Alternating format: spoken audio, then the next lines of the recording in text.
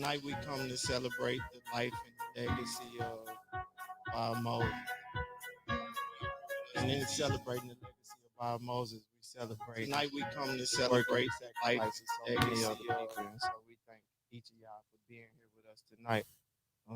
My name is Albert Sykes. I'm the executive director of the Institute for Democratic Education in America. I'm an Azure Project alumnus and a former student and staff member of the Young People's Project. So tonight, to get us started, we want to bring a welcome from our gracious host, Dr. Carmen J. Walters, who is the president here at the prestigious Tougaloo College. Dr. Walters, and can we receive her with a warm hand clap?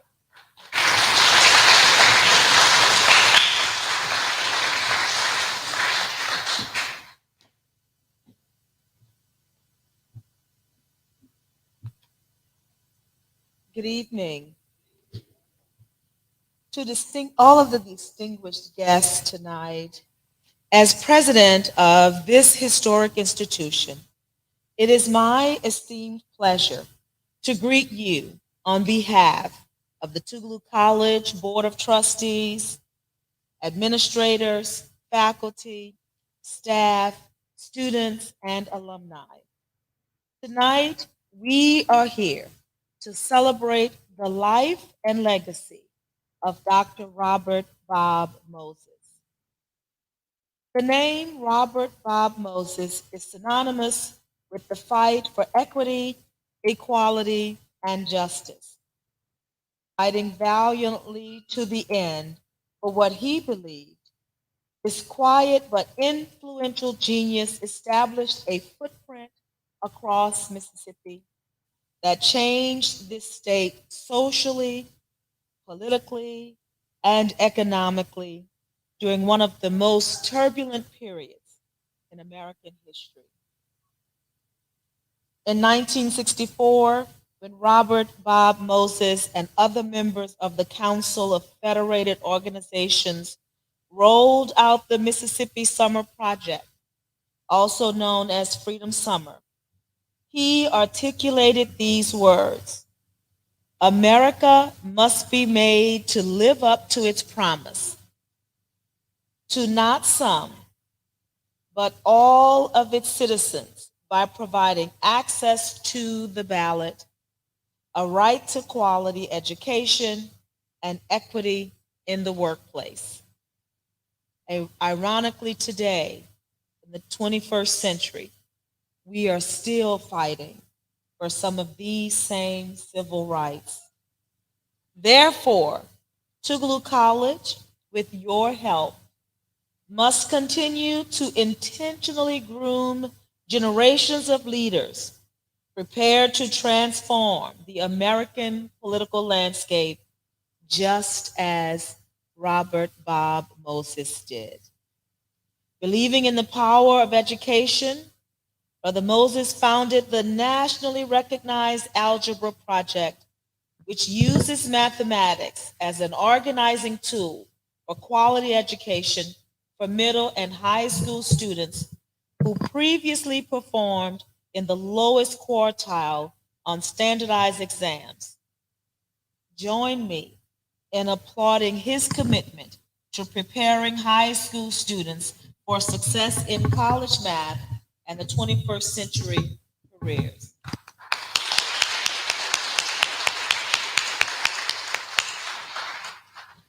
Robert Bob Moses built and left behind an unparalleled legacy worth celebrating today and in the future.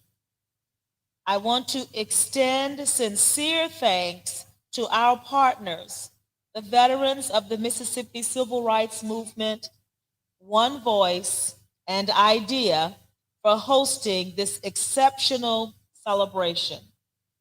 Tougaloo College can fulfill its mission to our students, faculty, staff, and the community through these kinds of collaborations.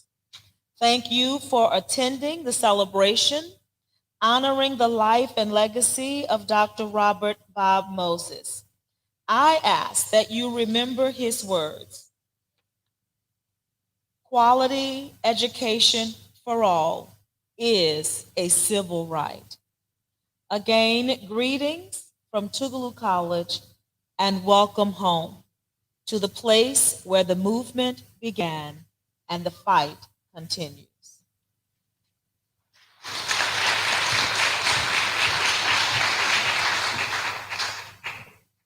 Thank you again, Dr. Walters.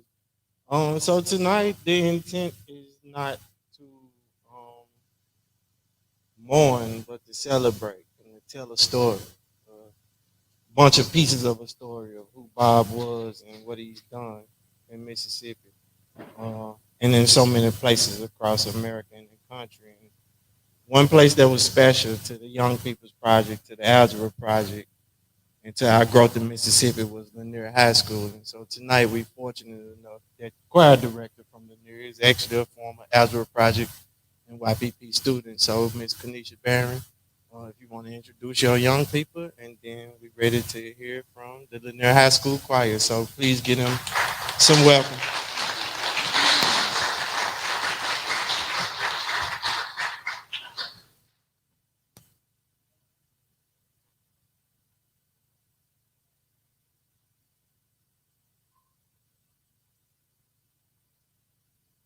Good evening.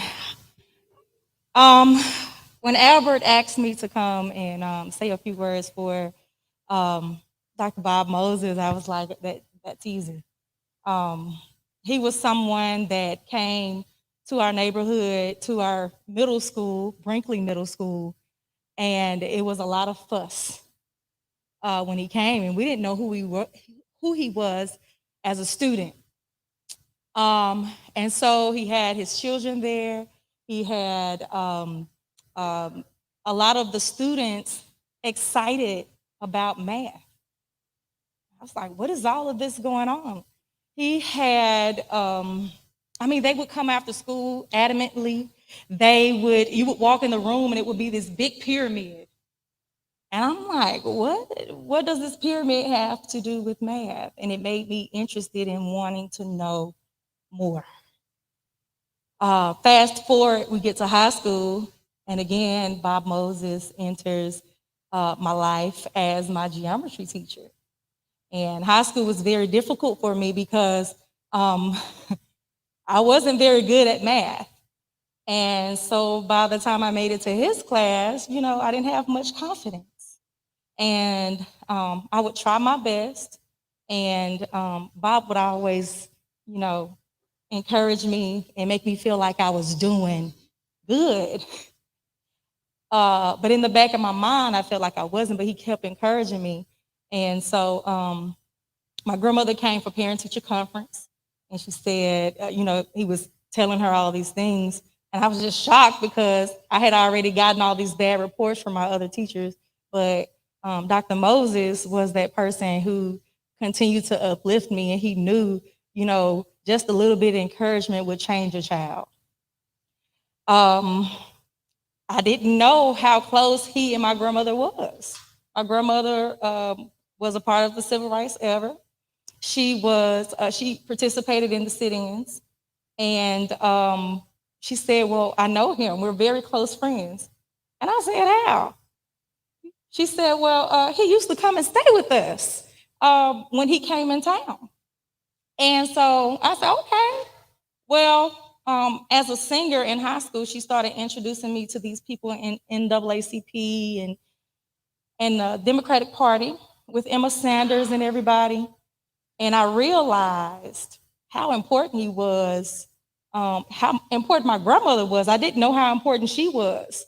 So much so that they would have these meetings where people would come down from the north. They would have students to come down, and she would house these students. And many of your grandparents, you probably don't know this, house these students. And they had these meetings where they would integrate the schools. And my auntie was one of the ones my grandmother volunteered to integrate one of, I think, the middle schools here in Jackson. And I wanted to know more about my history. And so you have my students here today. I'm at Lanier teaching core music. And there's a reason why I'm here, because when I was there, a lot of people put us down in our neighborhood, and a lot of people told us that we weren't going to be anything. And Bob was that person that told us, like, you're going to be something, you're doing good. He kept telling me, you're doing good. He kept helping me. And that's what I do with these young ladies and young men every day. I make life a part of everything that they do. I make lessons, they make goals, and I'm happy to be here to speak for him, because he taught me how to be patient with my students. He was patient with me. And a lot of people weren't patient with me. They were very frustrated with me. But he was patient. He spoke softly, he spoke calmly, and there was something I needed. I didn't need to hear frustration. I needed that calmness. And so the same with them, I'm learning to be like him, to speak calm, to be calm, and not to put my children down every time they do something wrong. So, to Bob Moses, City Called Heaven.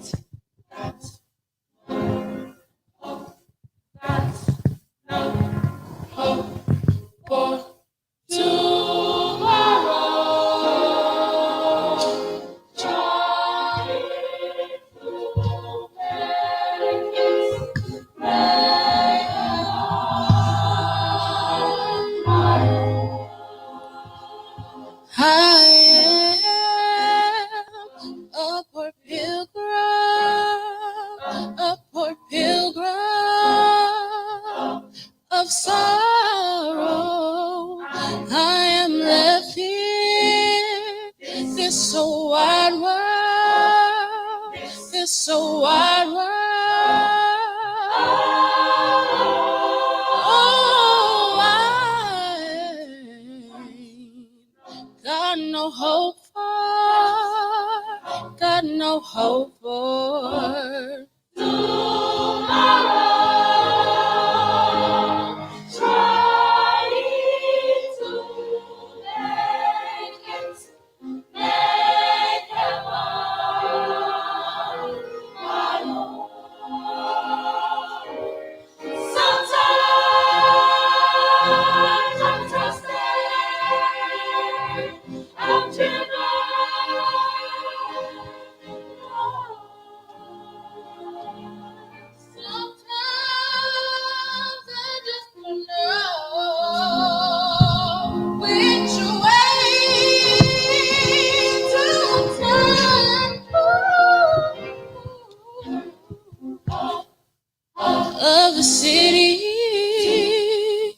Of the city called heaven.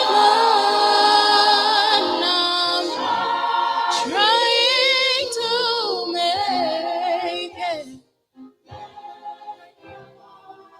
my home.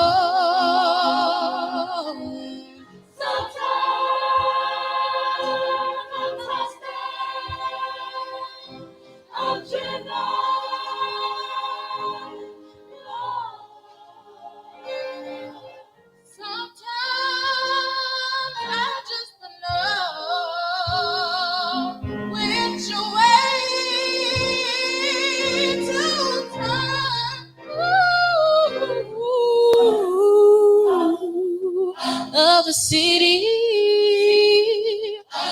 a city called heaven.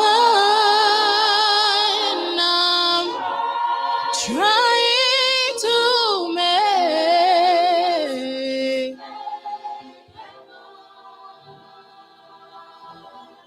my own.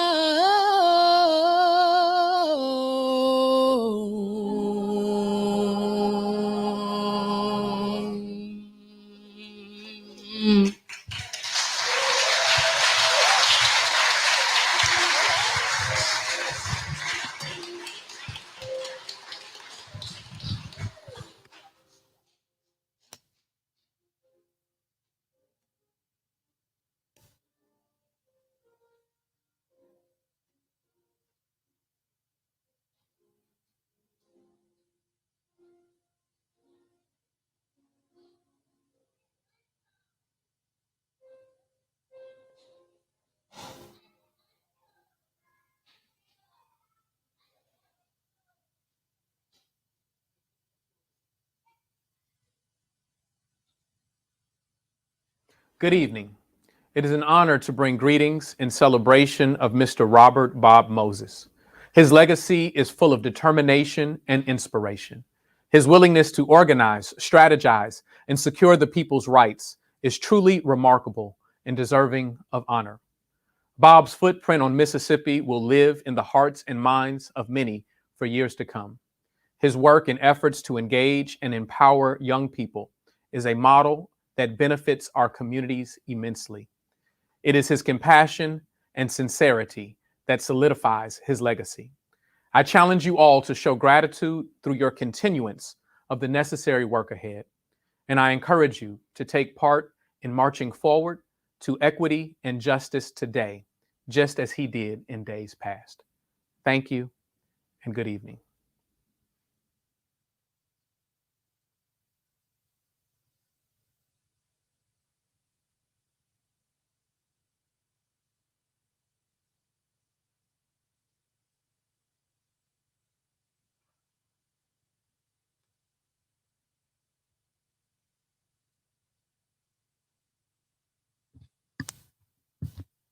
Ladies and gentlemen, we are Mad Drama Performance Troupe from the campus of Jackson State University. Yeah. I'm going to get out of the way, but I just want to say, man, it is some stuff in this room. I'm just looking around in this room. But this is good. So what do you expect? Ladies and gentlemen, this is our tribute to Bob Moses from Mad Drama Performance Troupe. Good evening. You know, sometimes a man starts out in life nothing but his dreams to call his own. And as that man is forced to travel down the path that leads to an uncertain destination, he must stand. He must stand steady and steadfast through it all. He must find his place and his purpose. Mm-hmm. He must seek the truth for himself, for his people, and for the good of all humanity. Yes. Moses, he found his place. Mm-hmm. He found his purpose. And to conceive the existence of his divine destiny, this man began to move. And as he moved through the syncopated rhythms of racial inequality, his movement began to transcend cultural boundaries. Yes. He became connected with the spirit and the care of his people. Yes. And to conceive the existence of his divine destiny, God Touched his feet, planting them firmly on that Harlem Renaissance soil, making him swift enough so that he might run with haste the race set before him. Yes. Because God knew that he would have to march to turn civil wrongs into civil rights. That's right. His honor. making him smart enough to think that their mathematical equation, segregation and supremacy, will reduce his people to less than humanity. His heart. So that he might love and serve the world. Yes. With the unselfishness of an activist who would sleep on floors, wear overalls, share the risk, and take the blow. yes, to conceive the existence of his and his movement became universal. Yes. In his contribution. Became universal. Yes. Even through the jangling chorus of discourse, he led his people as a drum major would. But truth be told, Bob Moses was no drum major. Bob Moses was a drummer. And while Bob Moses was drumming, he found his rhythm. Okay. What do you mean by that? His rhythm. His rhythm. His rhythm. Oh. His rhythm. His rhythm. Yeah. His rhythm. Follow me. Okay. When a man finds his rhythm, he finds What do you find? his purpose. Ooh. His purpose. Yeah. He finds What do you find? his soul. Ooh. His soul. Yeah. He finds What do you find? his birthright. Ooh. His birthright. Yeah. Keep it going. His birthright. Yeah. Break it down. His birthright. One more time. His birthright. Found his rhythm. He couldn't allow me the opportunity to be his cousin. He needs to go Higher and higher and higher. So he moved. From his comfort zone to his calling. and to celebrate his emergence. He needed to Move. But tonight we celebrate his work, Approved by God. his vision, Ruled by God. his knowledge, Schooled by God. and his spirit. Move by God. Because he was a wise man, born of a wise man, And woman. and woman, born of a wise man and woman, Yeah. we celebrate his wisdom. Yes. Because he was a strong man, Yeah. born of a strong man and woman, born of a strong man and woman, we celebrate his strength. Yeah. So tonight, Yeah. we pause to speak Your name. Okay. Robert Bob Moses. thank you for the dues you paid and the prayers you prayed. Thank you for reminding us that we make a living by what we get, but we make a life by what we give. We make a living by what we get, but we make a life by what we give. But his work is not done. When the murder rate is higher than the graduation rate, His work is not done. When little black boys are killing each other over the latest iPhone. His work is not done. When little girls 13, 14, and 15 are carrying babies instead of school books, His work is not done. when our children's ABCs and 1, 2, 3s are being replaced with MTVs and BETs, his work is not done. when there are children on Facebook, you can read them up. His work is not done. We are the new keepers of the dream. We are the ones who dare to be different. And the ones who dare to make a difference. Thank you, Bob Moses, for showing us How to fly. how to fly. How to fly.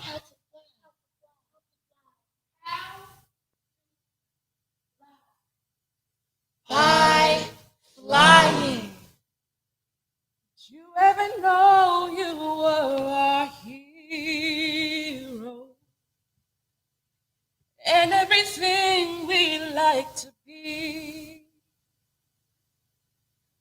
We can fly higher than an eagle. Because you are the wind beneath our wings.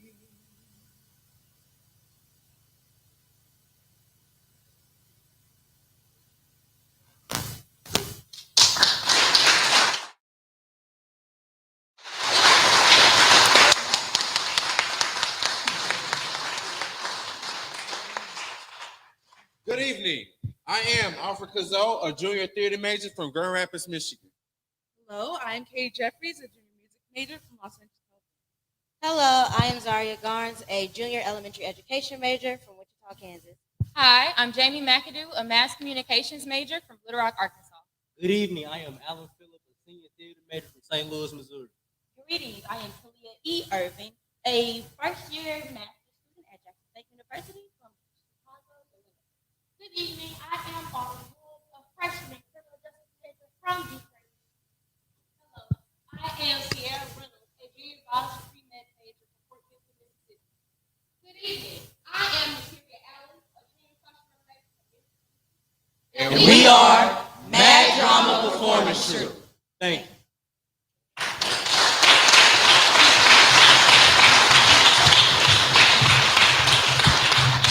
And ladies and gentlemen, because we have a play that's running at Jackson State right now, we got to get back. I'm sorry we have to leave, but I just embrace the spirit. Thank you.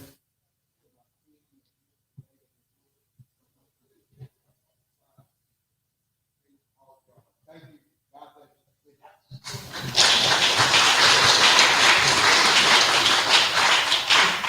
you. Okay, and so next we'll hear from the first SNCC youngster that Bob pulled in when he came back to Mississippi. So we got a word from, oh my goodness, from Hollis Walker.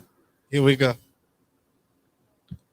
Greeting, family, freedom fighters of these United States. I'm glad to know that we are willing to work hard, share that which we have, especially in terms of knowledge. It's very disappointing to hear of my friend Bob. Bob and I met early in the 60s in the civil rights movement. As a matter of fact, I believe it was 1960. We met in Macomb.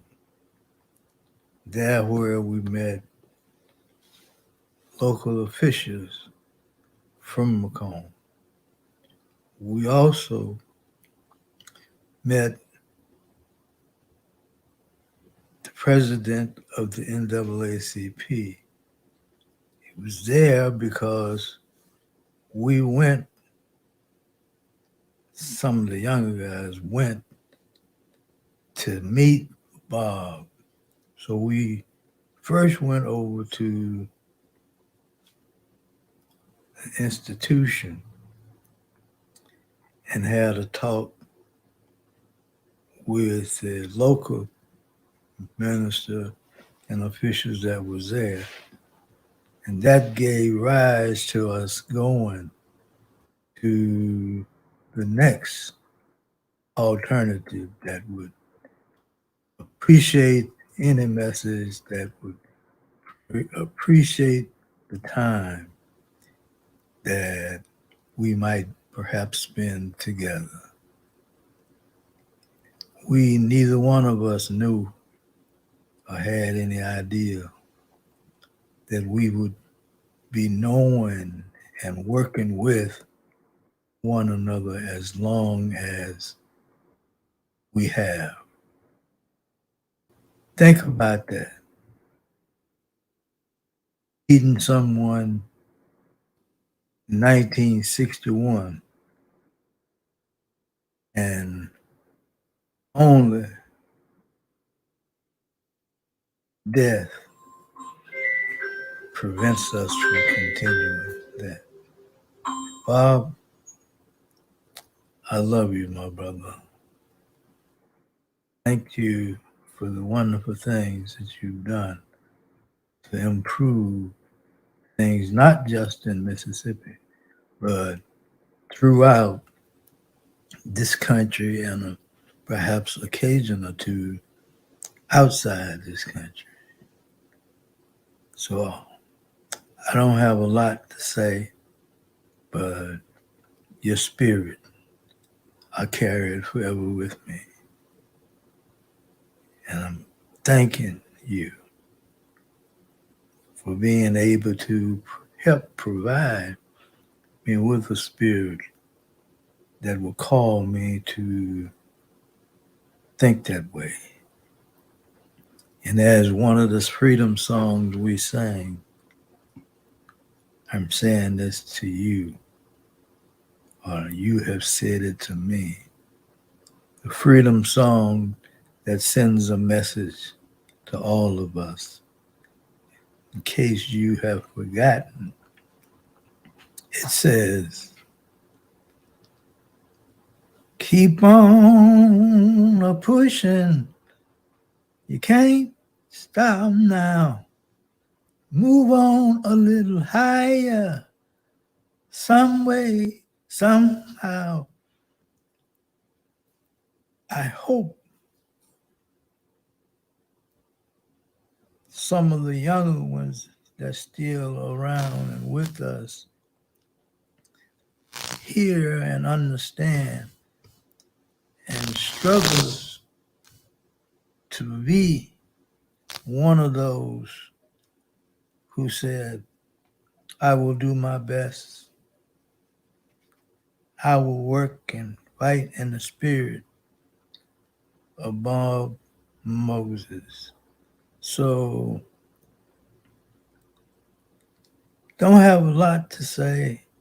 So got caught off guard. I've been working, today.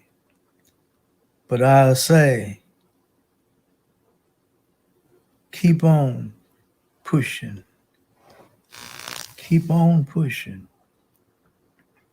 Almighty God will allow us to find a way to accomplish those things and give the younger people more courage, knowledge, strength, and determination to help make this world a better world for those who are here and have to work to make sure that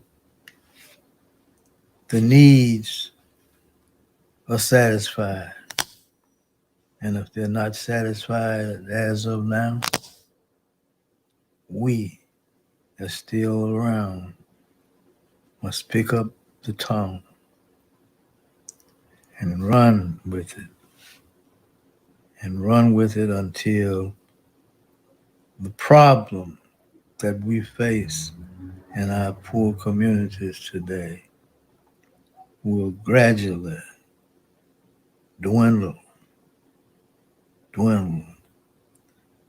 And as one of the songs that we sang says, step by step.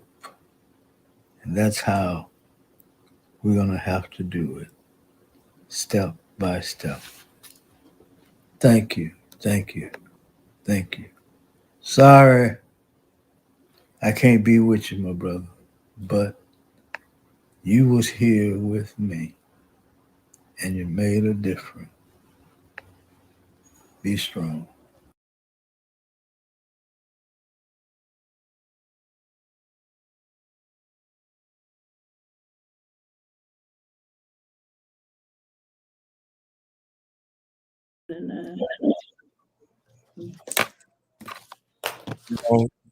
So coming up next, we have some speakers who are some of the baddest, smartest, fiercest women you will ever meet in your life. We have Dr. Dory Ladner, Dr. George Ladner, and Miss Brenda Travis. So it's another layer of the story. So let's hear from y'all. Hey, it's so good to see y'all too. How you doing, Miss Dory? How you doing, Miss George? Good to see you, Brother Sykes. We're doing great. It's good to see you. Good. Thanks for organizing this program. Yeah. I'm Joyce Ladner, and I'm Dory Ladner. Okay. I remember when my sister Dory and I had gone home for the summer from Tougaloo in the summer of 1962. We were supposed to go to Chicago that summer to work, as we'd done the summer before when we worked at Spiegel Mail Order House to save money for college. But Dory had a different plan. Mother and I were in the kitchen cooking with her back to, we both had our back. Dory walked into the kitchen and with a small suitcase, and she said, "Mother, I'm going to Jackson to work with Bob Moses." And she ran out of the door. Mother turned around and said, "Bob, who? What did she say?" So I explained to Mother that Dory was going to work with the Civil Rights Movement for the summer. Dory ran up the street with her suitcase just in time to get the bus from our little community into town, into Hattiesburg. And then she went on to the Trailway bus station to get her ride to Jackson. But that it was that summer that she and a number of other SNCC people like joined Bob and went to work in the Delta. And I'm sure she'll talk about that part of it. But that summer when they went up there, they worked with the first people to work with was Fannie Lou Hamer and others. But I met Bob there was a civil rights office on Lynch Street. And before Bob took it over, a guy named Tom Gaither from CORE, who came to Jackson to lay the groundwork for the Freedom Riders to come in. It wasn't even announced at that point that there would be Freedom Riders, but we met him in Megger's office, and Megger told us that this is Tom Gaither, and he's in Jackson to help Black people get their freedom, help Negroes get their freedom. But Bob took over that office after Tom Gaither left, and we used to go there after classes and on weekends, to do voter registration work in Jackson and so on. Bob had a very powerful but quiet presence. He was almost stealth-like. If he could enter a room without you seeing him, it would be all right with him. He was friendly, but not necessarily outgoing. He could have been regarded as shy because we were accustomed to leaders being in the mold of Black Baptist preachers.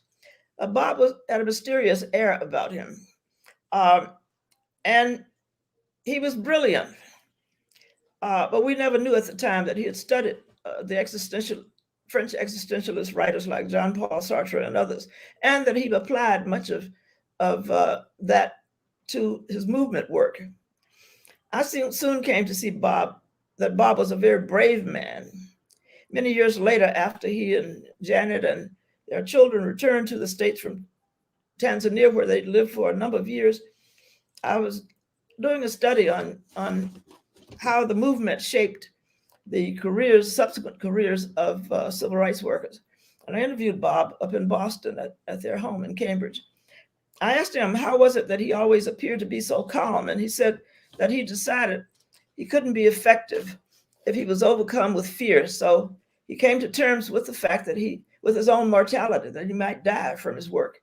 And that freed him from then on to approach his work as though he was no longer fearful. And as that would allow Bob to try to make a citizen's arrest of a police officer. I mean, he did the most brave things that we Mississippians would never have thought about doing. But in so doing, he empowered us. He was a brilliant tactician. I don't think we always understood him in the beginning. As I said earlier, I thought he was a very mysterious man as he walked quietly into a room without making a fuss, or when he sat on the floor while others were standing, talking, sometimes loudly, above and around him. He never wanted to dominate a discussion or to make the final decision. He encouraged everyone to speak out and to air their views. And in a way, he was like Miss Baker, Ella Jo Baker, because both valued consensus building. Bob, by temperament and by style, was not given to owning any decision. It was always the group's decision, and I'm sure that he considered it to be successful when we all joined in and came up with decisions together. And that was applied to small as well as large decisions. I remember when Bob came on campus, on Tougaloo's campus one day, and sought me out. He had with him a stack of letters, most with checks. In fact, all of them had contributions, checks in them. And he asked me, Joyce, will you answer these for me? I don't have time.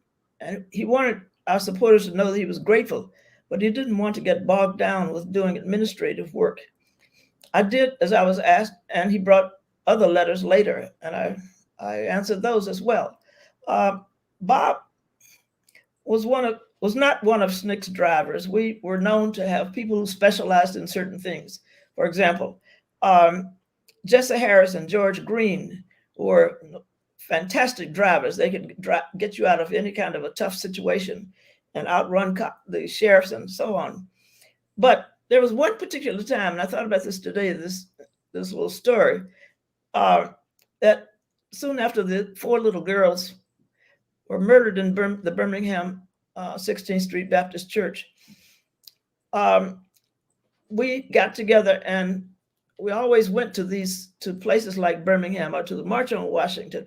We were very mobile. We moved with student activists and full-time COFO and SNCC workers, core workers. We're always on the scene of these places. And Bob it was announced, I learned that Bob was going to drive a school bus from Greenwood to Birmingham, and that we should all be in Greenwood at a certain time the next day. We never saw Bob driving, actually. And so it was kind of strange and funny, but we all got on that bus. Some people were without a doubt holding their breath to make sure, because we were all so surprised, but he got us there safely and got us back. Bob, I could say a lot more about Bob, but I think that his life was an inspiration for us, and certainly will be an inspiration for generations to come. He was the most selfless human being I've ever known. He was one of the most, if not the most brilliant person I've known. But he never flaunted any of the trappings that we see of today, among a lot of people who say that their goal in life is to be famous. Bob was just the complete opposite. In fact, he didn't want attention drawn to him. He was committed to the liberation of Black people. He let his light shine. This little light of mine is one of the songs we used to sing, and Bob certainly left us bright, shining light for generations to come. Thank you. All right.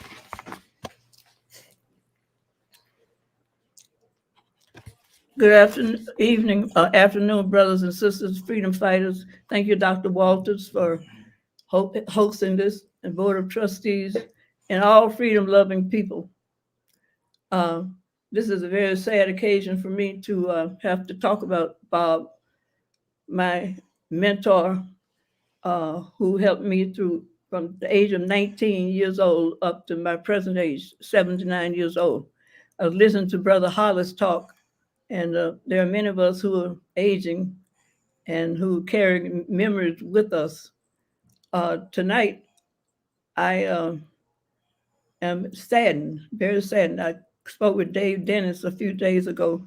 Dave is one of the people who was left and was very close to our group in Mississippi. So I haven't had the occasion to hold hands and hug like we normally did with the group of us. The group is getting smaller and smaller. MacArthur Cotton, Jesse Harris, Curtis Hayes, many, many others whose name won't give me time to, you don't have to do that.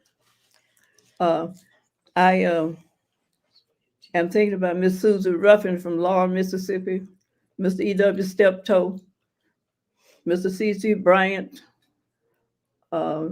Miss Winston Hudson. You may not know these names, but you can ask and look or do research on them. These were people who inspired me, I was 19 years old, as I said, and a female during that time. Young women were not out in the streets fighting and protesting. Young black men were hardly there. I can recall meeting Luvon Brown, Jesse Harris, James Jones, and many others from Lanier High School. We were talking about Lanier. When we all came together and met Bob and used to sit under a tree near outside of Jackson. And during 1962, Ray Charles's album was playing, his country and western album would be playing. And Bob would be sitting there with his eyes closed and we were talking. And I used to stare at him and wonder, what is on your mind? What are you thinking about? But we all had the ability to talk. No one ever said, stop talking. I grew up in this environment with Miss Ella Jo Baker in the Student Nonviolent Coordinating Committee. And we all were taught, learned how to express ourselves. There are many Miss Vera Piggy up in Clarksdale, Mississippi. These are names that you may not heard. You may see them in a footnote. And Miss Cameron from Hattiesburg, Victoria Jackson Gray, who ran for Congress, Miss Fannie Lou Hamer. I'm speaking about females as well as men, who had such an impact on us. And Mississippi had this very bad reputation, as we all know, but that did not stop the spirit within us. And Bob, I would describe him as a person who encouraged. I grew up around my mother's brothers. They were a generation older than I was, but I felt comfortable around me, and me being at most of the time with the guys. I think there were about 11 of us. I was the only female. Sam Block, Willie Peacock, or Wazir Peacock, his brother James. We would travel throughout Mississippi and not fearing. Later on, Charles, not McLaurin, but Charlie Cobb came, and Lawrence Guillard stopped him from going to Texas and asked him to come and join us, and Charlie did. But my point is that being a female with all those guys, maybe 10, I was so involved in wanting to make a change in the state of Mississippi, a profound change. I dropped out of school three times. And most of the time, my mother didn't know where I was. We didn't have communication like you do now. We may have written a letter, sent a word. My sister Joyce never knew where I was. She was in the library. But I have always wanted to be on the ground, in the forefront, making change, social change, political change. And I still do. At my age, I can't get around like I used to. I miss home so much. But I must say, brothers and sisters, that losing Bob, Guillot, Peacock, and Jesse Harris, Jesse Mars, and many others have had a profound impact on all of us. But we must keep moving. And what I'm saying to the young people who sang so beautifully and did the skit on Bob, just keep on pushing, just keep moving, as Brother Hollis said. Don't stop, never stop. Never stop. And I will end it here, but this little light of mine, I'm going to let it shine. Miss Winston Hudson used to talk some, and she was not scared of anything. When I sit around and think about her, Miss Winston Hudson and Miss Victoria Jackson Gray, all these ladies, Miss Fahim, all of them ran for public office in the state of Mississippi. And I would be there sitting next to them. And then I noticed that when the first person died, I'm not sure which one, I turned and looked, then the second person died, and then I turned and looked and said, but Doris, you are there in their position now, so the responsibility fell on me. So we have to pick up the mantle and keep moving. Never stop. Thank you, brothers and sisters.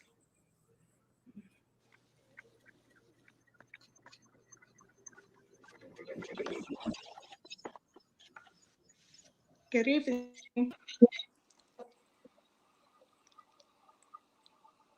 Good evening, all. I'm Brenda Travis, and let me see. I met Bob Moses in 1961 when he first came to, or shortly after coming to Mississippi. And I remember I was singing this song in the movement a while back where we sing, "Go down, Moses, way down in Mississippi land. Tell old Barnett to let my people vote." And that was Bob's entry into Macomb and Beartown, Mississippi. That's what we call it. That was where C.C. Bryant, who was the president of the NAACP, lived. And I met Bob the first day that he came and met with Mr. Bryant, because Mr. Bryant had asked that I be the youth president. And I was there to get my charge, what my responsibilities were going to be when Bob Moses came in. And so it was at that point that I met him.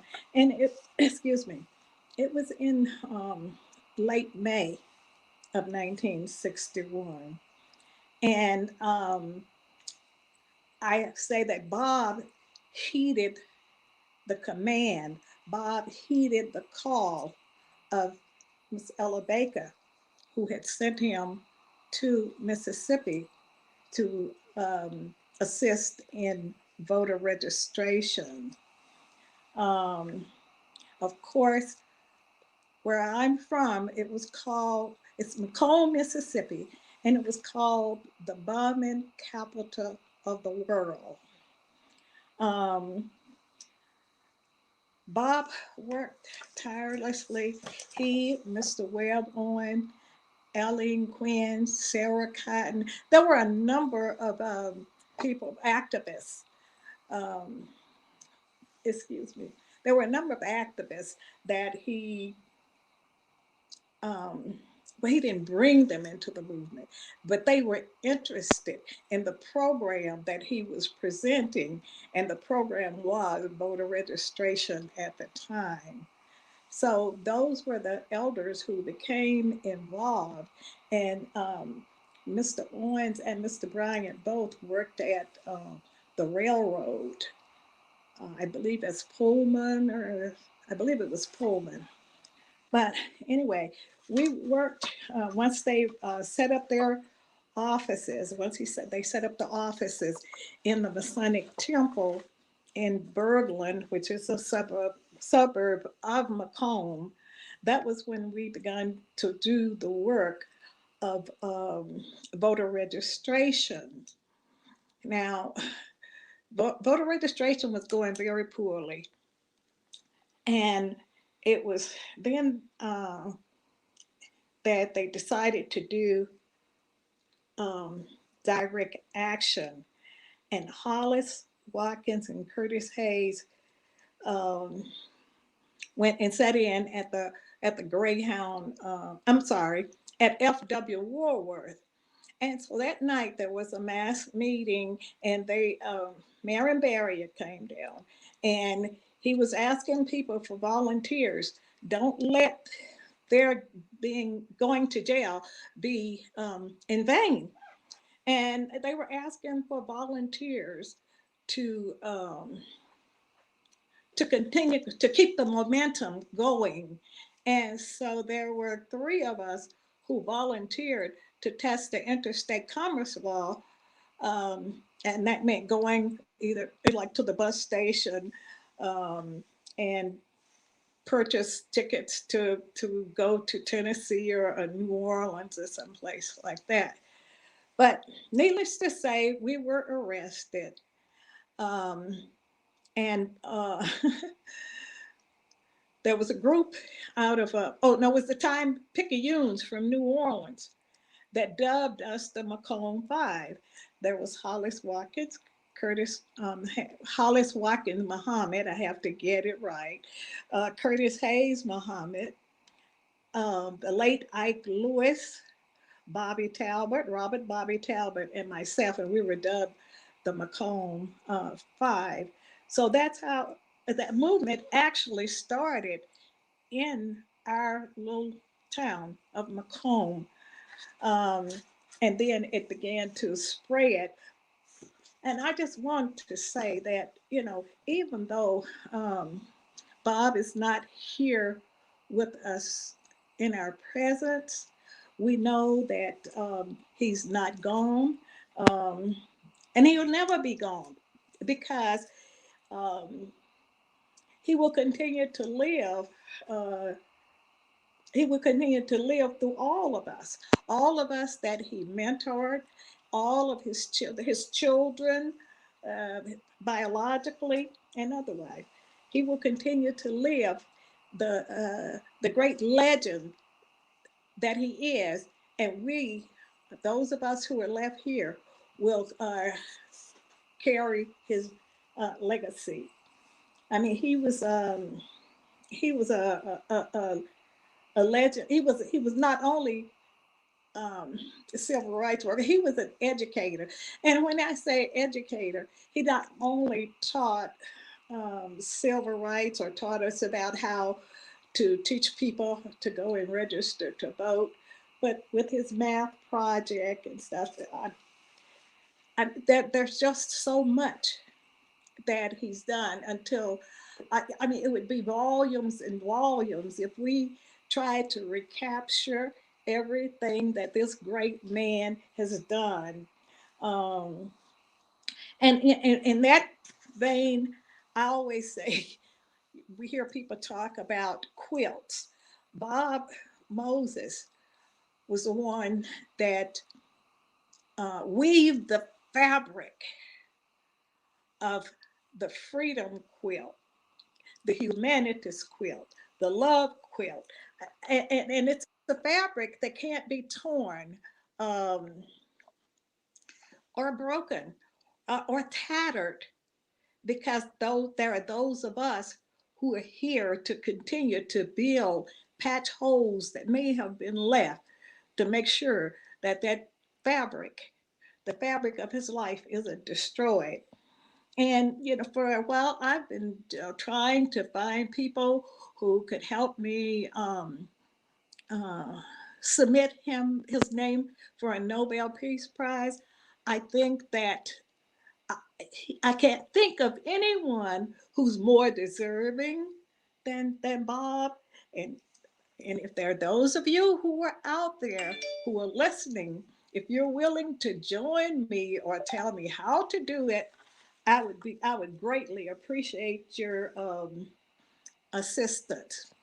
Now, when there's I think it was a Swahili proverb, and this reminds me of Bob so much. It talked about patience attracts happiness, and it brings near that which is far.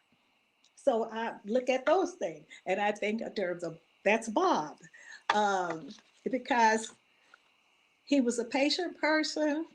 I used to call him the quiet storm, because his mind seemed as though it was always churning. He may not have verbalized it or anything, but it seemed as though he was always thinking. And we may not have known at the time what he was thinking, but we knew that he was thinking about something that was beneficial to us. Okay, I see that they tell me my time is up, but what I wanted to say, there was a what was it called? It was to make a difference in someone's life, and this is a lesson that I learned. To make a difference in someone's life, you don't have to be brilliant, rich, beautiful, or perfect. You just have to care. And that's who Bob Moses was, a caring person. Thank you.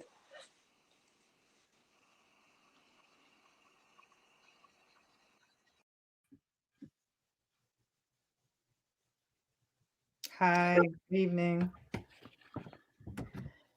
So, my name is Maisha Moses, and I am Bob Moses's oldest daughter, and the oldest of the four children. There are four of us: me, Omo, Taba, and Malika. So I'm happy to be here and honored to be here. And thank you to all of those who made this happen. So I didn't quite know what I wanted to say this evening, and this is the third memorial for my dad that I've been privileged to be a part of. But then I realized that there is something that I have been wanting to do.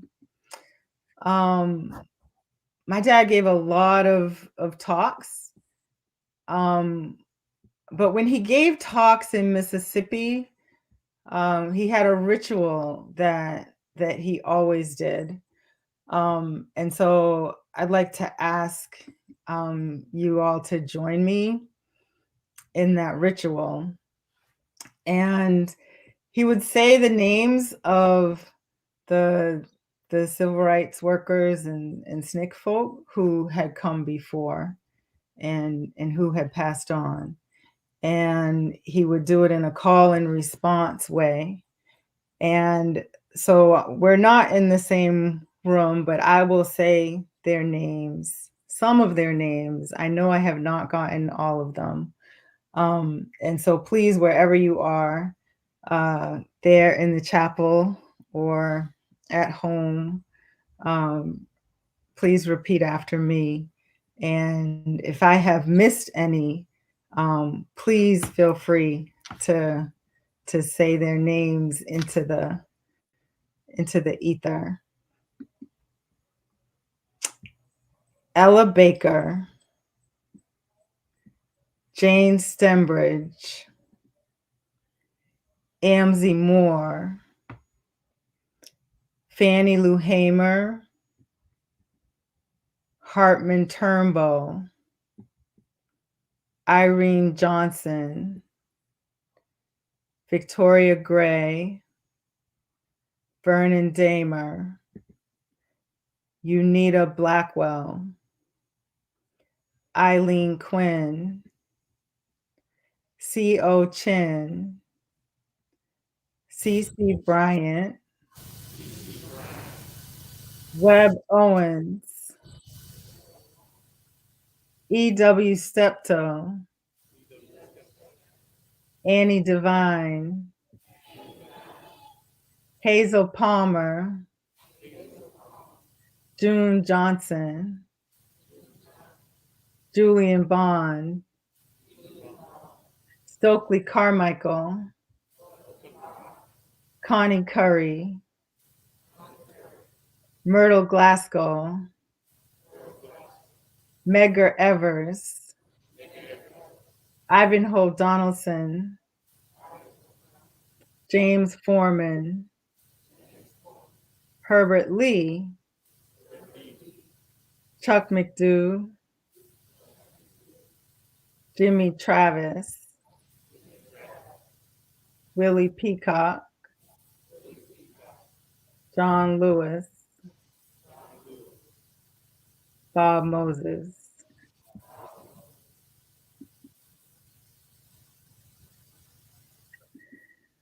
So thank you for having this service. I miss my dad every day.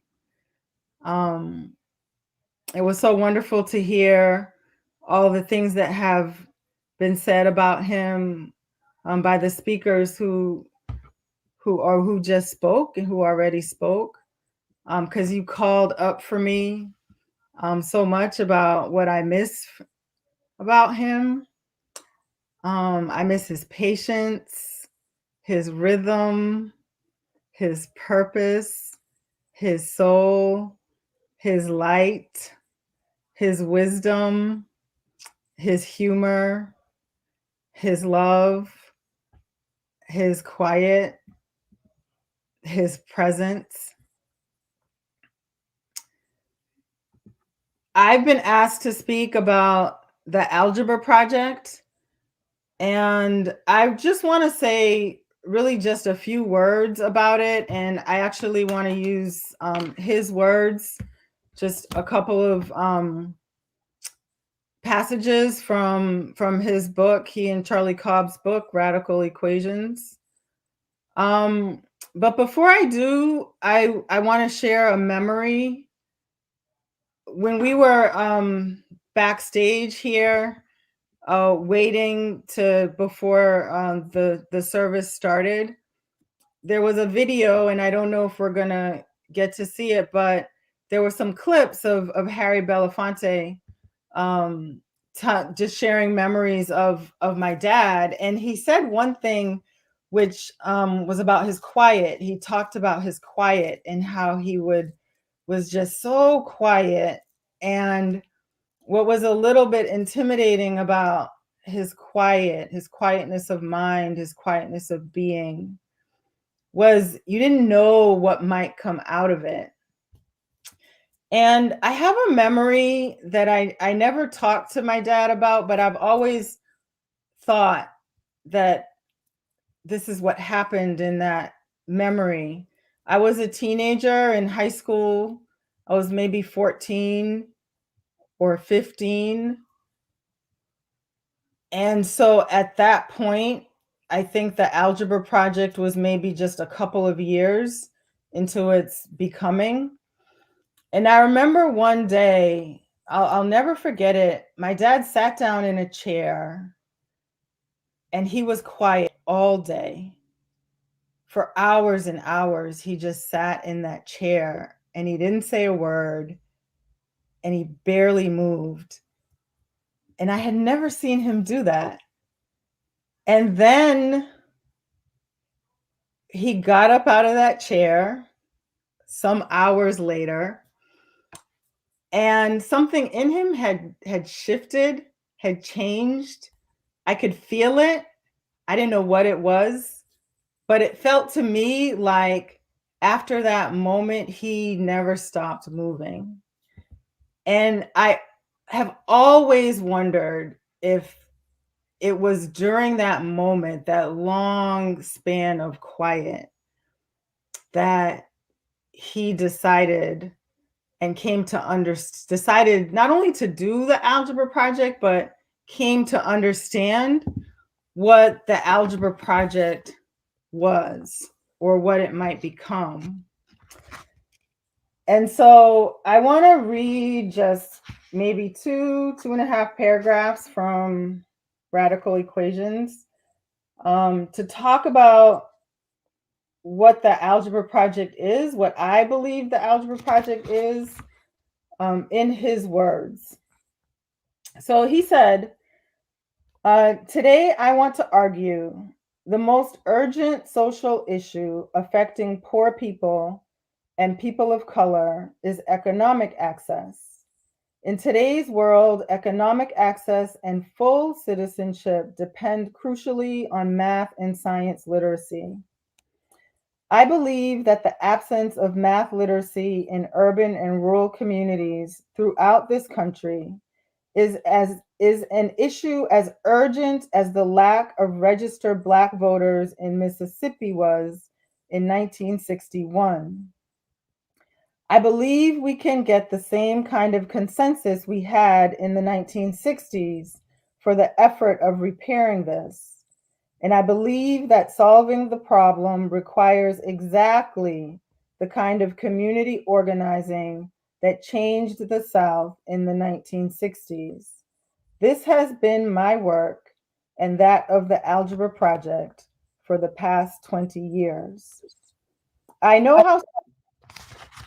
how strange it can sound to say that math literacy and algebra in particular is the key to the future of disenfranchised communities, but that's what I think and believe with all of my heart. This is a cultural struggle. The creation of a culture of mathematical literacy that's going to operate within the Black community as church culture does. And that means that math won't be just school-based, but available as reading and writing are. Kids now routinely assume that someone will be able to explain some word to them or teach them how to read a sentence if they don't understand it. They also take it as a matter of course that no one can help them with their higher math studies. Projecting several generations down the road, we can see a youngster who has grown up in a Black neighborhood being able to get his or her questions about mathematics as easily answered in the neighborhood. Many people will see our vision as impossible. There's a sense in which most people are not going to believe or accept any of this agenda until they are confronted with the products of such an effort. Students who come out of classrooms armed with a new understanding of mathematics and with a new understanding of themselves as leaders, participants, and learners. As I said before, in the 60s, everyone said sharecroppers were apathetic until we got them demanding to vote. That finally got attention. Here, where kids are falling wholesale through the cracks or chasms, dropping out of sight, becoming fodder for jails, people say they do not want to learn. The only ones who can dispel that notion are the kids themselves. They, like Mrs. Hamer, Mrs. Devine, E.W. Steptoe, and others who changed the political face of Mississippi in the 1960s, have to demand what everyone says they don't want. And so my last thought that I'd like to share is that I think that the Algebra Project has many seeds planted in Mississippi waiting to be watered and fertilized. Over 10 to 15 years, the Algebra Project and the Young People's Project in Mississippi worked with dozens of trainers and principals and hundreds of teachers and many hundreds of former Algebra Project and YPP students, and now also their children. And I think these are the seeds, these multiple generations of people are the seeds that are waiting to be watered and fertilized. And if we can, then I think that we should.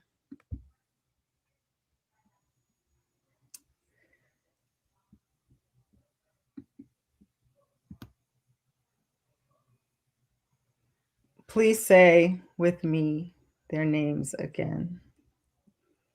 Ella Baker, Jane Stembridge, Amzie Moore, Fannie Lou Hamer, Hartman Turnbow, Irene Johnson, Victoria Gray, Vernon Damer, Unita Blackwell, Eileen Quinn, C.O. Chin, C.C. Bryant, Webb Owens, E.W. Steptoe, Annie Devine, Hazel Palmer, June Johnson, Julian Bond, Stokely Carmichael, Connie Curry, Myrtle Glasgow, Medgar Evers, Ivanhoe Donaldson, James Foreman, Herbert Lee, Chuck McDew, Jimmy Travis, Willie Peacock, John Lewis, Bob Moses.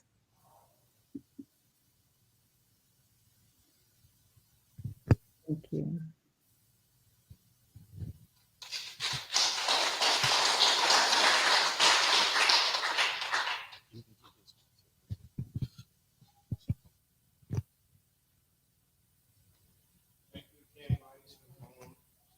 All right, so we're gonna keep this thing moving. We're trying to get y'all out of here by 8 o'clock. So every time you come up to speak, just look at your watch and say, "I gotta get us out of here by 8 o'clock." Just try to stick to it.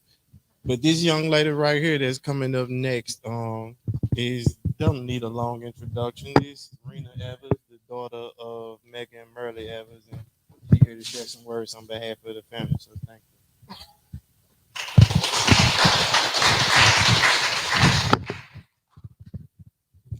Good evening. This is a special place. Always, it's a special place. This is a special moment. And everyone who has spoken before and the feeling that we will carry with us as we go out, just embrace it. Just seriously embrace it. Because we never know when another angel will go. We never know when we need that warmth to embrace. Okay. I need this. And I need this. On behalf of our family, the Medgar and Merle Evers family, but also the total Evers family, I am so honored to be here and honored to see friends and families and the wonderful veterans on this Veterans Day, the Mississippi Civil Rights veterans, if we can just give them a big hand.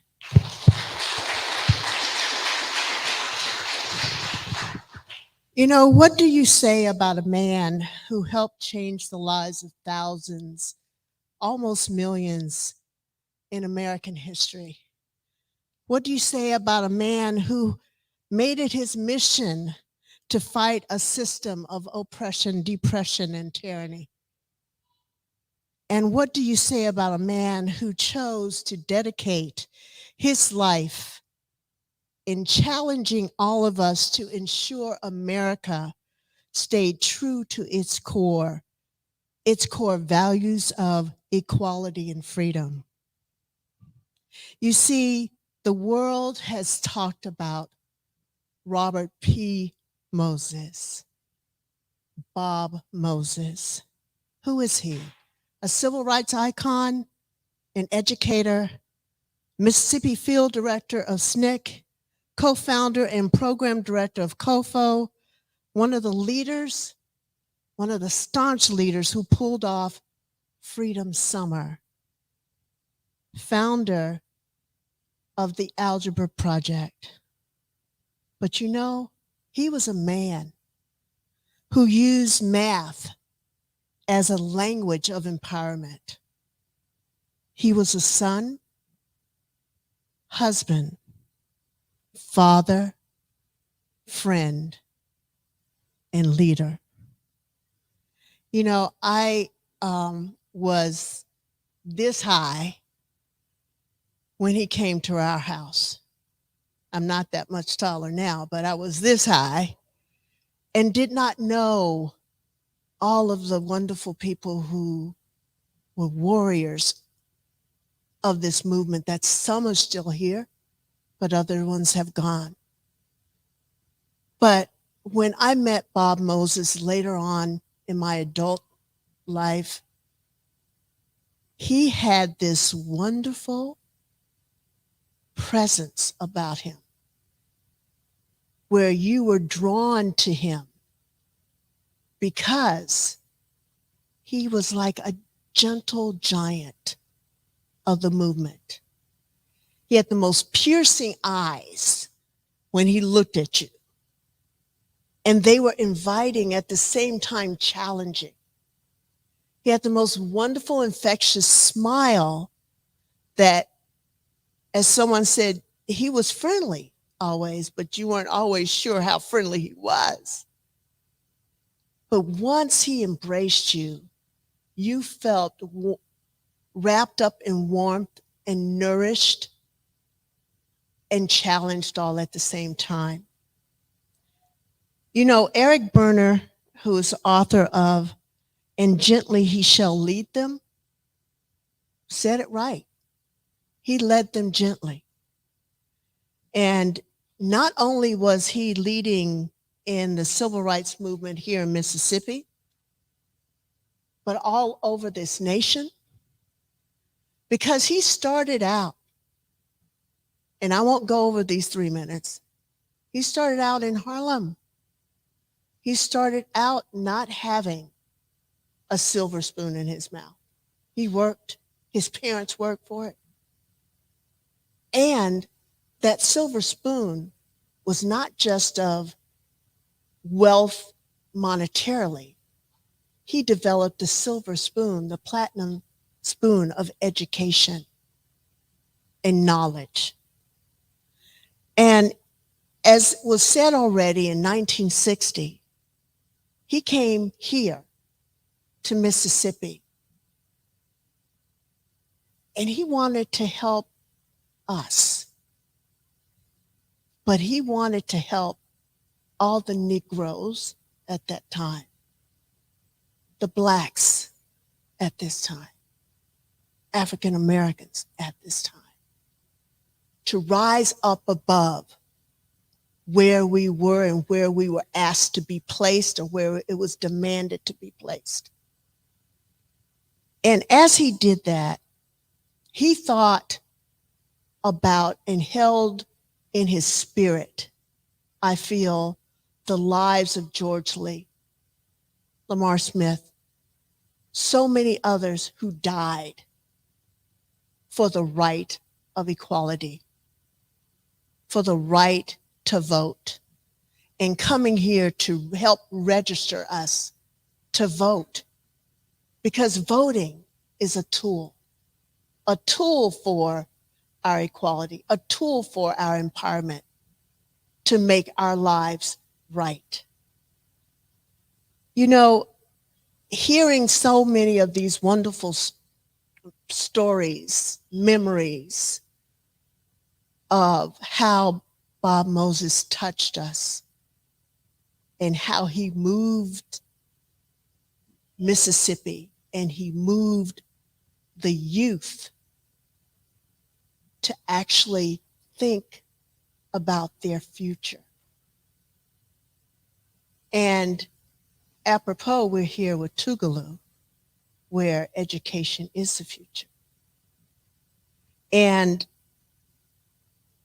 what's so endearing to me is a memory that I had of Bob a couple years back, a little bit more than a couple years back. He was here for a conference.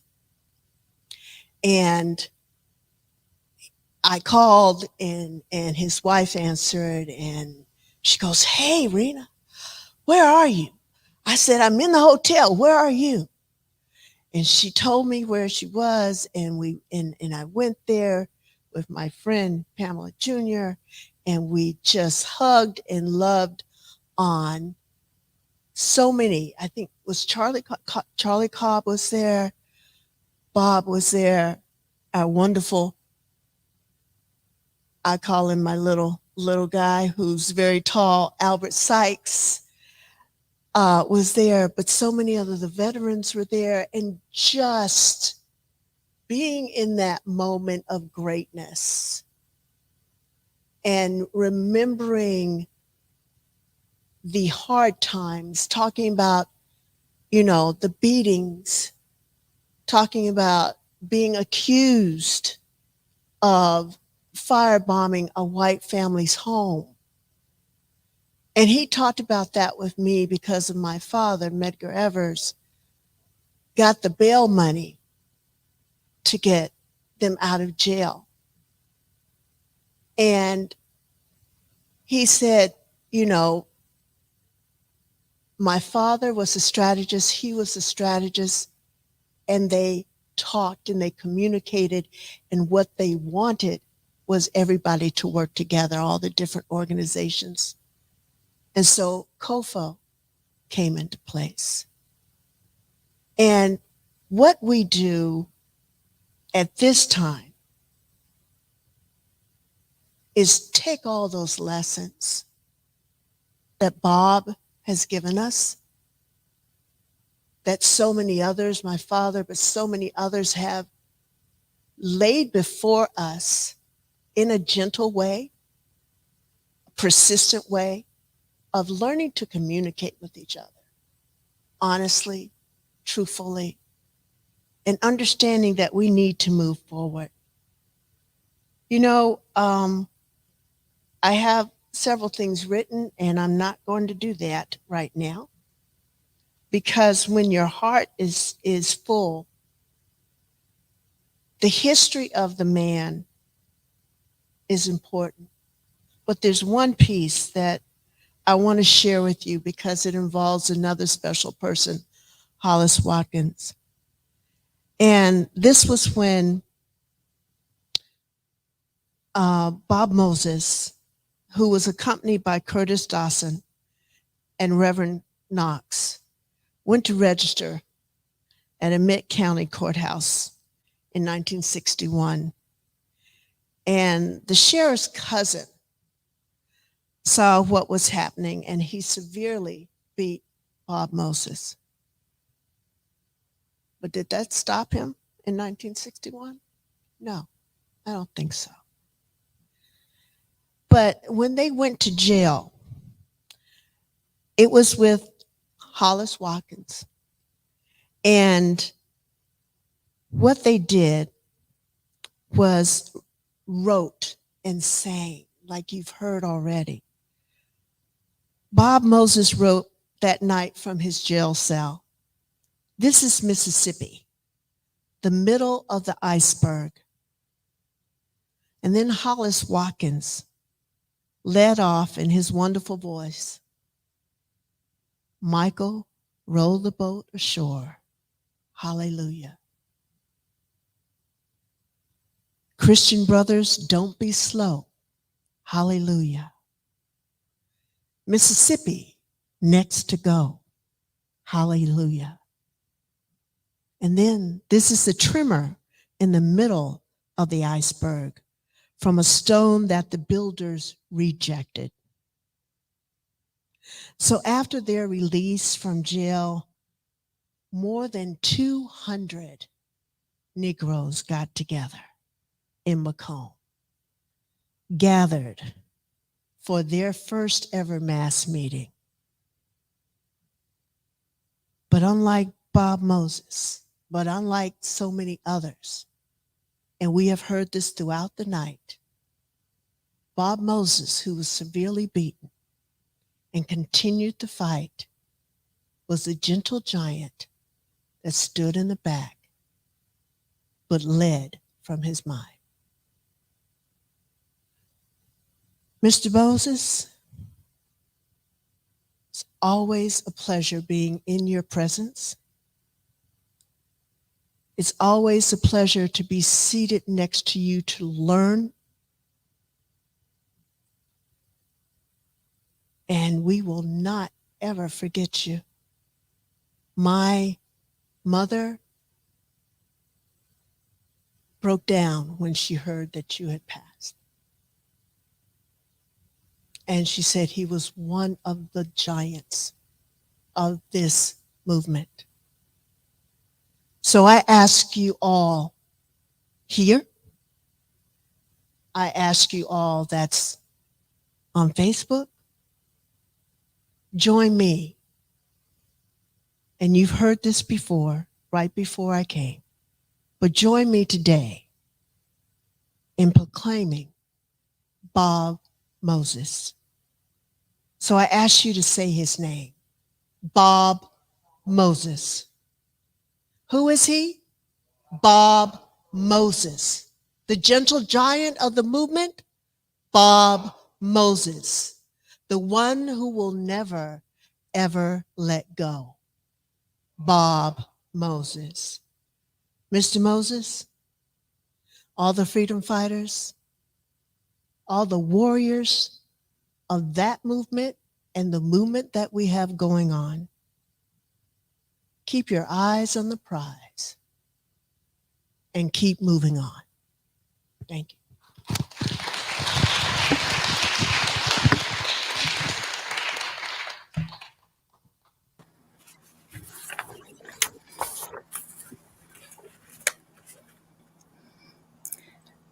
Hello, everyone. My name is Jolivet Anderson Duaning. Many of you in Jackson may know me as Jolivet, the Poet Warrior. I'm truly honored to be with you all today. We are speaking about my former boss, Bob Moses. I began working for him in 1999 at the Linear High School Algebra Project office. I helped to organize a bus tour for the Young People's Project and the Algebra Project. And while everyone remembers Bob and thinks of Bob as this quiet person, which he was, I would like to let you know that while on that bus tour, one of our children got accused of doing something they did not do, and the police were called. And Bob summoned me, and he and I went to engage with the police to take care of one of our children that was on that bus tour. I saw what Mother Dory and Joyce said they saw.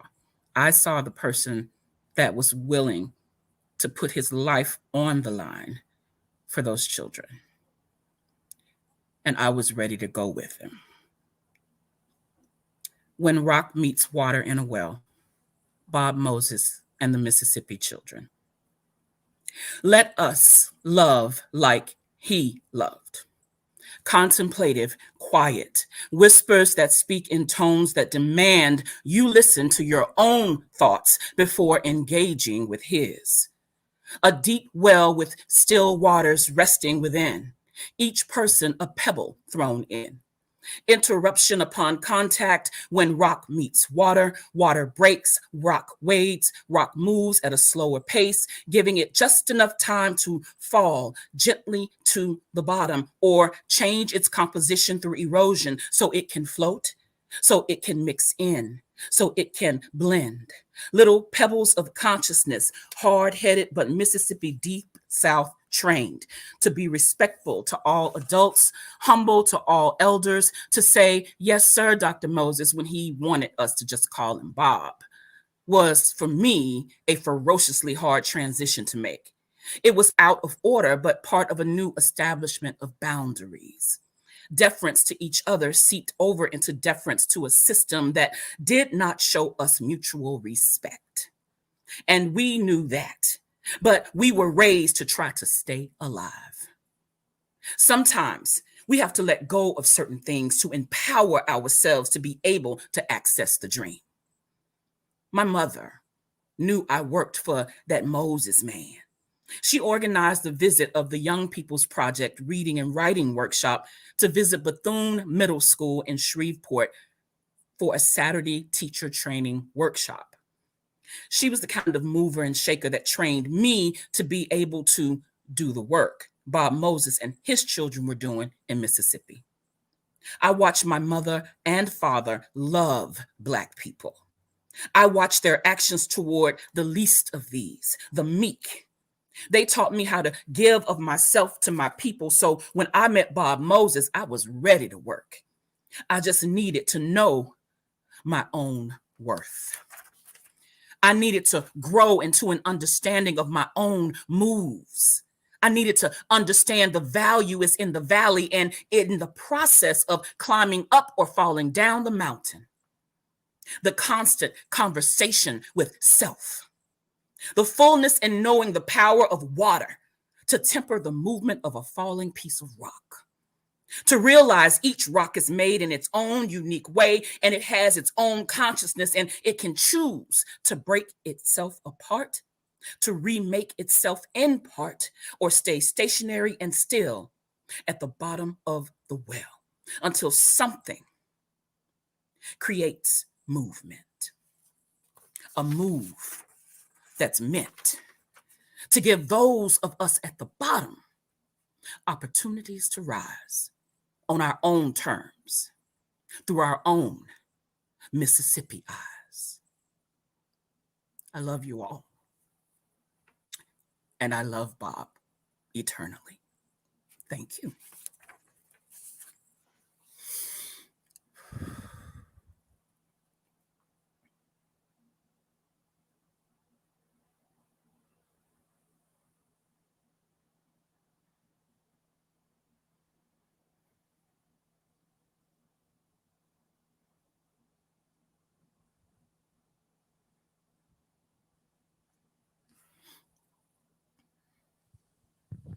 I first met Bob around in the 70s and 80s.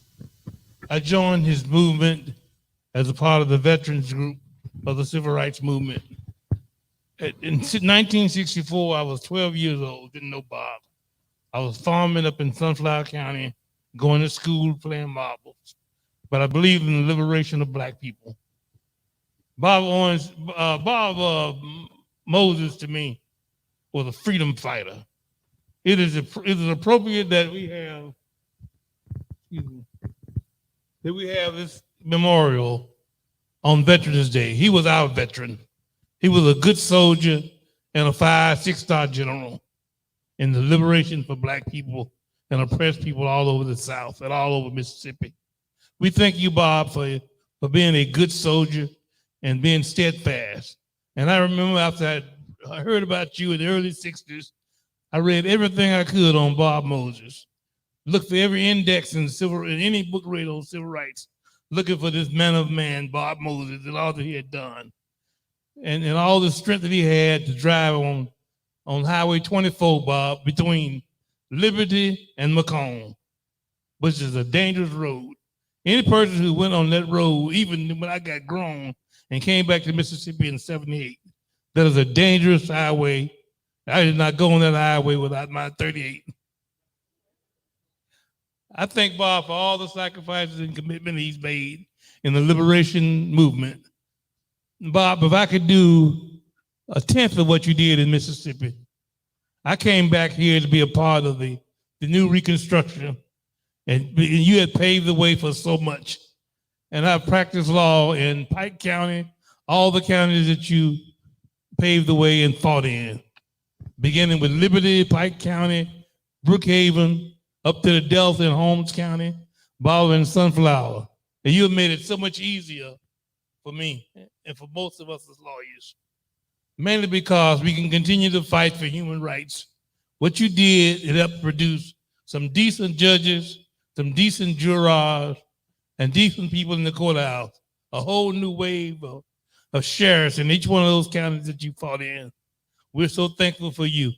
And to me, you have joined the ranks of a Nelson Mandela, a Dr. King, Paul Robeson, Du Bois. You are one of the great legends. I've been keeping a list of the great black thinkers and legends, and you joined that group. And we're so proud of you. And I think you're probably tired of me always seeing you and saying, thank you, thank you, thank you, Bob. Thank you for the veterans of the civil rights movement. And I thank all of y'all for continuing the legacy of Bob Moses, my hero. Thank you.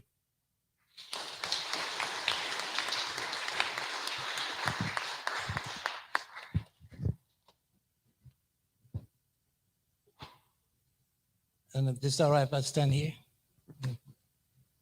Good evening, everybody. It's quite appropriate that this event is being held here at Tougaloo.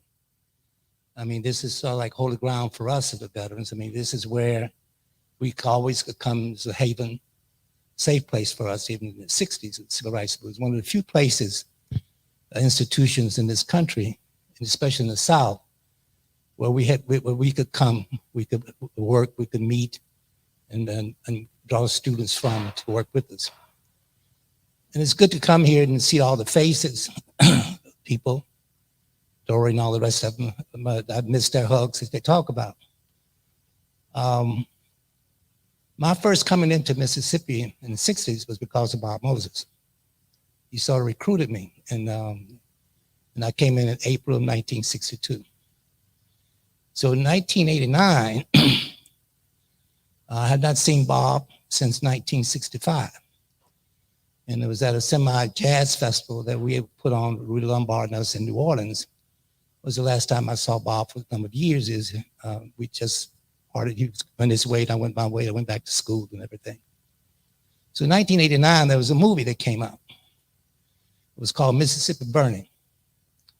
So we had a reunion here of the workers in Mississippi from the 60s who met in Jackson, Mississippi in protest of this movie because it was nothing but a strictly lie about what would happen. They gave the credit to the FBI, you know, and made people in the Chopacabana of Philadelphia look as if they were scared and afraid and whatever you have. So it was strictly a lie. So we came with that protest. So Bob and I, every morning, would get up around 4 o'clock. We was at the hotel on Capitol Street. And we would talk. And Bob, as you know, is very meticulous. And he would be talking about, you know, what he was doing, where he'd been, whatever. Night after night one, I went back to my room and my wife said, "How did it go?" "Great." Bob, we had a great discussion talk. Bob had done most of the talking. And then the second day, same thing. "Great. Fantastic." The third day, 1989, Bob started talking about this thing called the Algebra Project. He began to talk to me about relating algebra to the Civil Rights Movement. So I listened to him. Go back to my room. My wife said, "How did it go today?" I said, "He's lost his mind." He's talking about algebra and civil rights. So I didn't understand. So Bob didn't stop there. He continued this discussion. And then we left there. And so a few months later, there was Bob at my door. He Janet. And there was more discussion about the Algebra Project.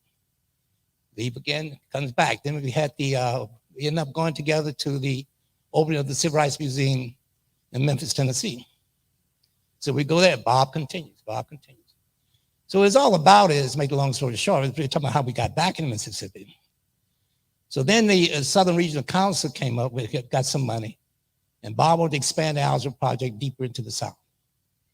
And so we in turn began to talk about it. So he wanted me to be a part of this because of my experience with organizing in Mississippi, where we had worked together in the 60s. And so I'm still like saying, no, I don't think so. So then he had me to come up to 91 to Chicago to meet a lady by the name of Cleetta Robbins in Chicago. And so there I got a feel for what was going on.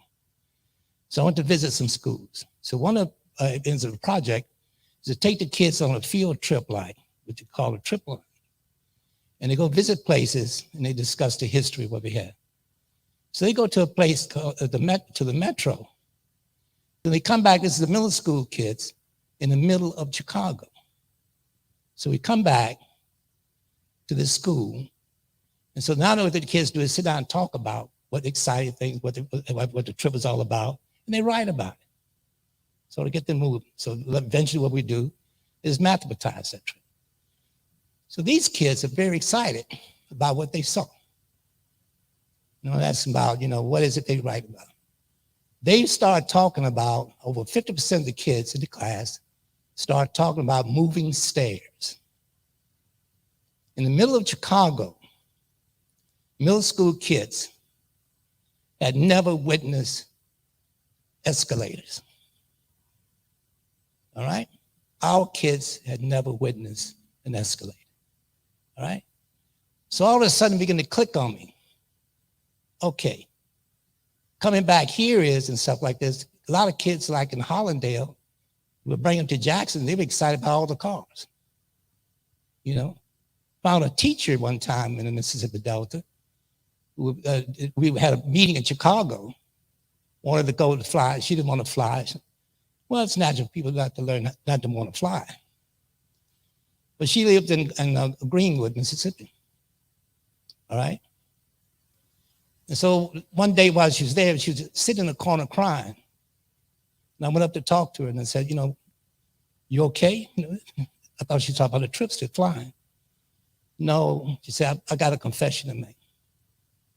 This lady, this teacher, had never been out of the state of Mississippi, and she lived in Greenwood. That's a few miles from the Mississippi River, right? And she was a teacher, 50-some years old. So the Algebra Project then began to take on a meaning to me. But even before that is getting involved, Bob got a grant, talked with to the state. I said, well, maybe I'll do this, Bob. So I go up into the Delta and I have some meetings with some superintendents and stuff. But I'm still not convinced. On my way back, when the strangest things happened home, I'm driving down the road and all I can hear is this voice in my head. All right? And it's over and over again. And it was Fannie Lou Hamer just singing in my ear. I stopped here in Jackson, Mississippi, went to see Dr. Anderson, who'd send me to, I wanted to see a real estate person. When I got back home, I said, we're moving to Mississippi. So I came back here. And then I told Bob, I said, we'll give you 3 years of my life. All right? This is in 1992. Right? This is 2021. I'm still here, no intent to go into place. So one of the things that Bob would do, since I got back, I came back at the same time Bob did. All right? One of the things is that Bob used to do most of the meetings also, is what I used to talk about. He would turn them into working meetings. I'm not going to try to do that to you, all right? But you turn them into working meetings. So one of the things I want to let you know, you want to do something for Bob Moses, you know, his legacy, let's make it work. Bob spends 20-some years here in Mississippi trying to make it work. And in a lot of places, he did make it work. We back, all right? We back in the linear feeder pattern feeding system. I want to make this work. And we're going to make this in honor of Bob Moses and his legacy in this place. If you want to do something to Bob Moses and his legacy, we need you to join us, all right? Get people in the streets and whatever we have to do. It's a political issue, we got to change it, all right? We can't depend on the enemy to educate our children, all right? So we want to do something about this. Here's our opportunity. And we've been meeting with the Lanier Alumni Association, other groups, ministers, what we have across the city. We're going to make this into a movement again, all right? And we're saying this, we're going to make the changes necessary what Bob fought for all his life. So I'm asking you, if we want to deal something with Bob, let's make this legacy for real and keep it alive. Because this is what he was all about. Thank you very much.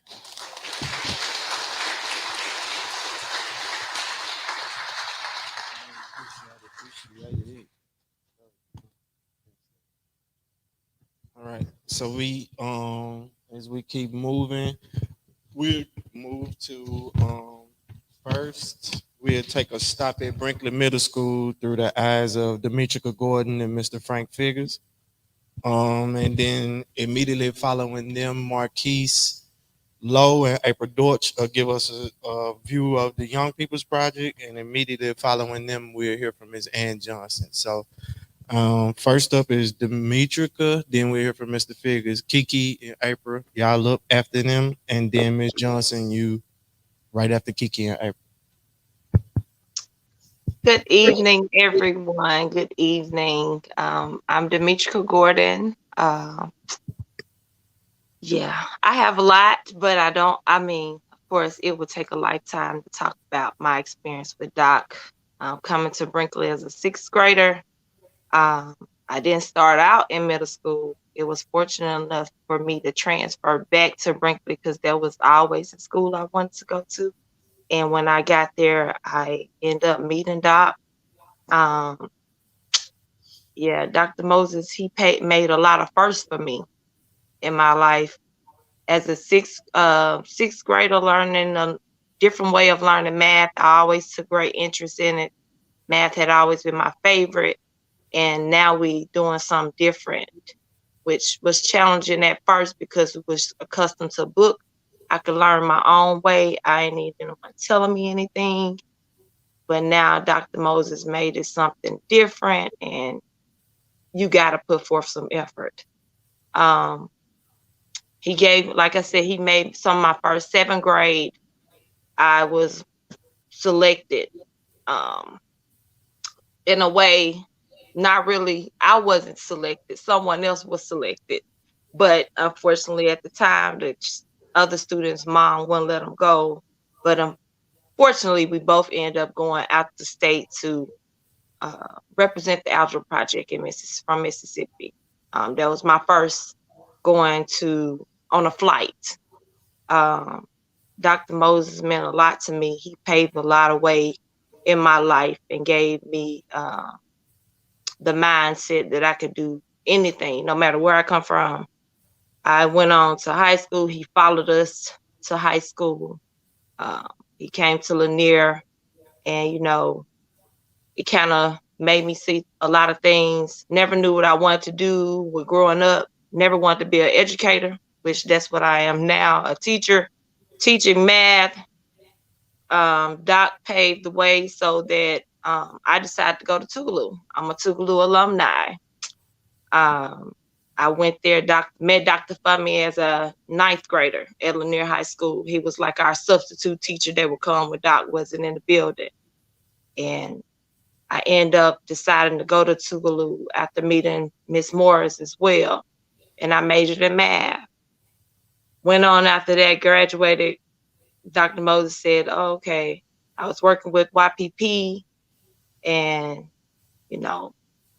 Doc said, okay, you want to teach the Algebra Project class? Because I'm not teaching it anymore, basically, in so many words. So I end up taking on the role, not even being a certified teacher at the time. He made a way because, I was a veteran with the Algebra Project, being a student in it, doing Algebra Project, YPP stuff ever since 6th grade.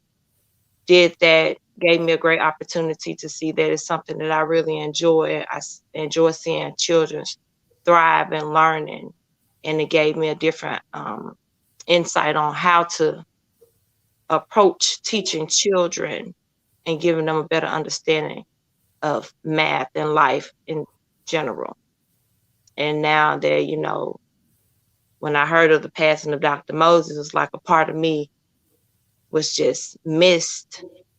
I love Dr. Moses like he was a father to me. He was like a second dad. He'll fuss at you in the calmest way. And, I had a loud mouth all the time, but he never ever raised his voice at me. And he could chastise me in a way that hurt my feelings and nobody really knew. And he didn't even try to or was being mean or anything. He was just, correcting your misbehavior and making you think. The silent killer that hurts when someone just stare at you and be quiet. That it does a lot. And just I'm grateful to be here to speak about Dr. Moses and all that he's provided for me and paved the way in my life. I'm so appreciative, so grateful to have known him and all the people that I've met, because he was never a celebrity in my eyes growing up as a kid. And now, once we knew, it was like, he's famous. So I'm in the book when I was in 9th grade in my Mississippi Studies class, and we was reading, and, Dr. Robert Moses, Bob Moses was in there. I was like, oh my God, that's my teacher. He was like this icon all of a sudden. And of course, being a kid, you just didn't look at him in celebrity status. He was just Doc. Calling him Bob, as someone stated earlier, was a hard thing for me. Never ever called him just straight Bob. I would call him Doc all the time. Never could get around that, being from the South. I appreciate you all listening and taking out the time to hear me. And I'll continue to push on the legacy of Dr. Moses. I speak of him almost every other day to people, just let them know who he was if they didn't know. So grateful to know him. Thank you, guys.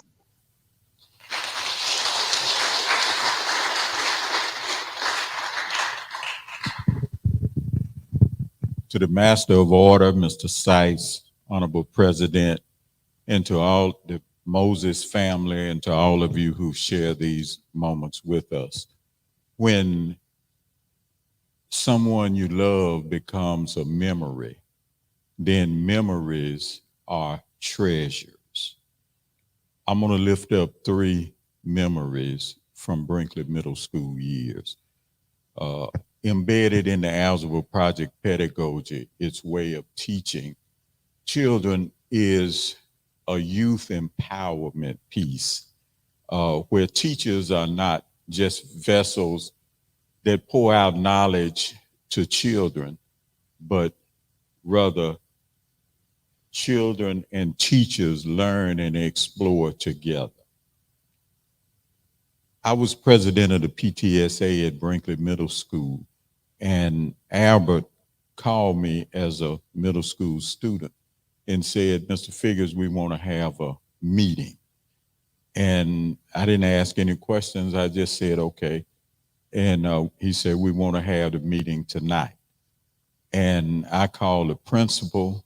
Principal said, "Yes, you all can have a meeting tonight, and you can have it in the library." And we called parents, and parents came, and children, young people came to the meeting, and they were the presenters. But what they presented was a site visit from the Kellogg Foundation. In some kind of way, they had felt empowered enough to contact and collaborate with the Kellogg Foundation about a grant. So on that site visit on that night, the grant was awarded to the young people at Brinkley Middle School. That was empowerment. And it's the same kind of thing that the earlier speakers and presenters were talking about, that the movement in Mississippi did for young people. The second memory that I want to lift up is the demand that students made, that young people made for more teaching. The norm was that 8th graders can't take Algebra 1. But the young people at Brinkley Middle School demanded the right to take Algebra 1 in the 8th grade. Now, the custom was if young people take algebra in the 8th grade, it'll drive the scores down because they aren't mature enough to do it. The Algebra Project students wanted this, and they made a demand for it, and they got it. But in doing it, they had to prepare for the state algebra test. So they demanded more than just the normal school day of learning.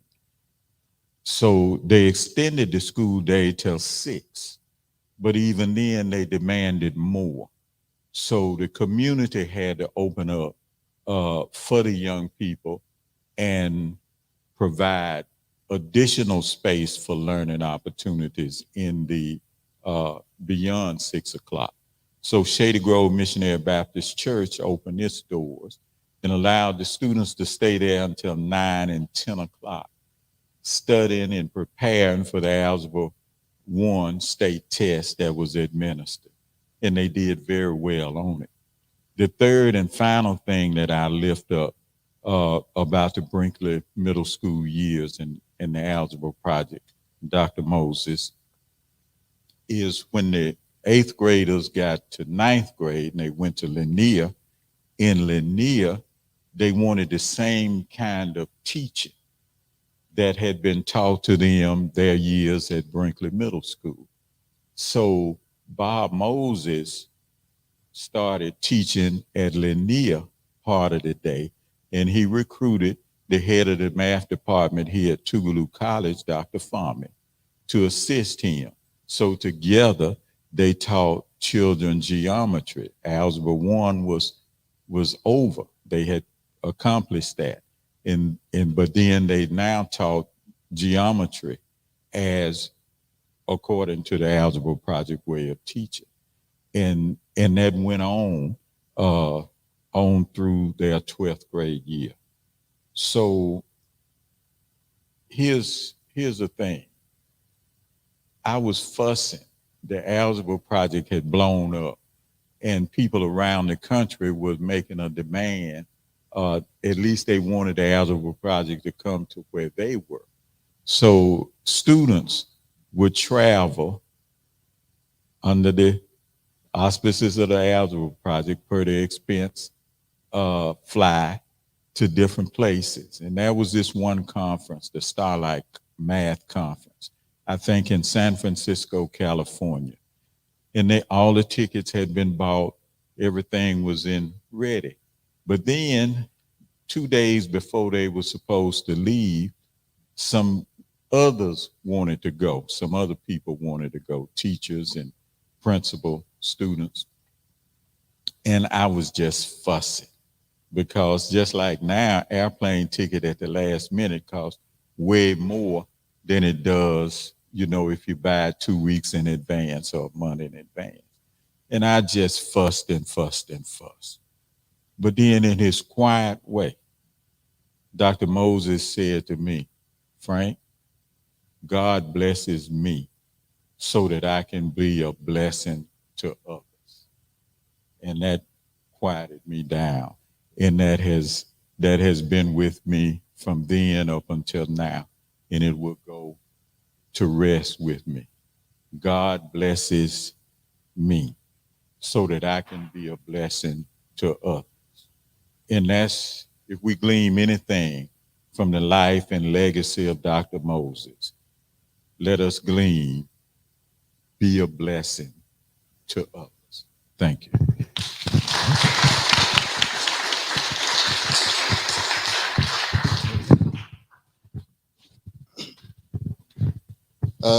So good evening, everyone. My name is Marquise Lowe. I go by Kiki as well.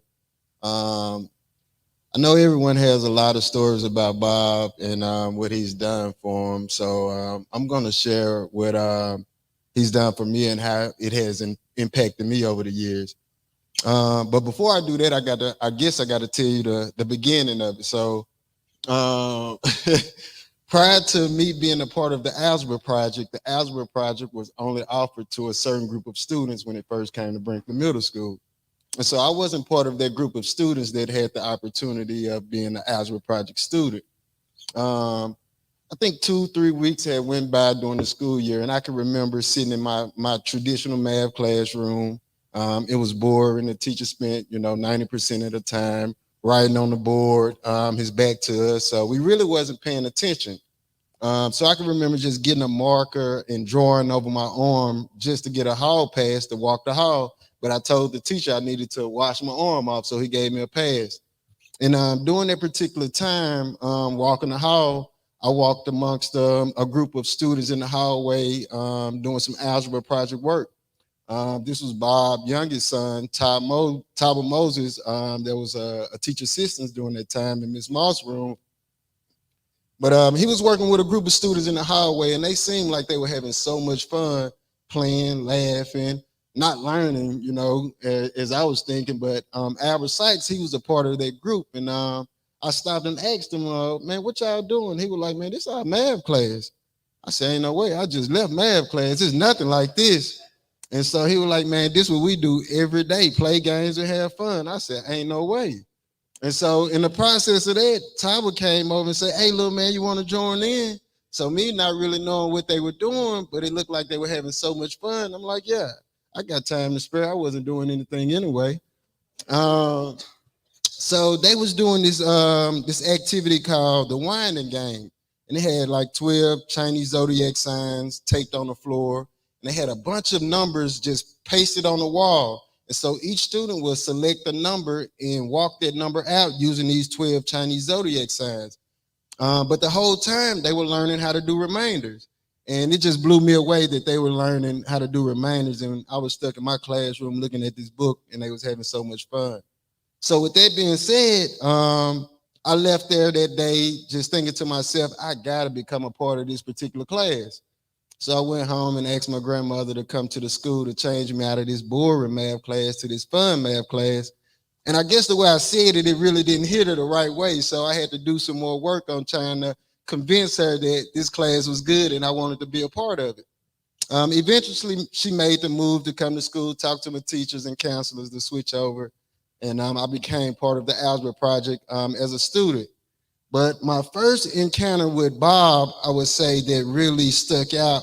I used to go over their house every day once I became an Algebra Project student and played with the video games, drums, worked with Omo and Taba, just really kicking and hanging around.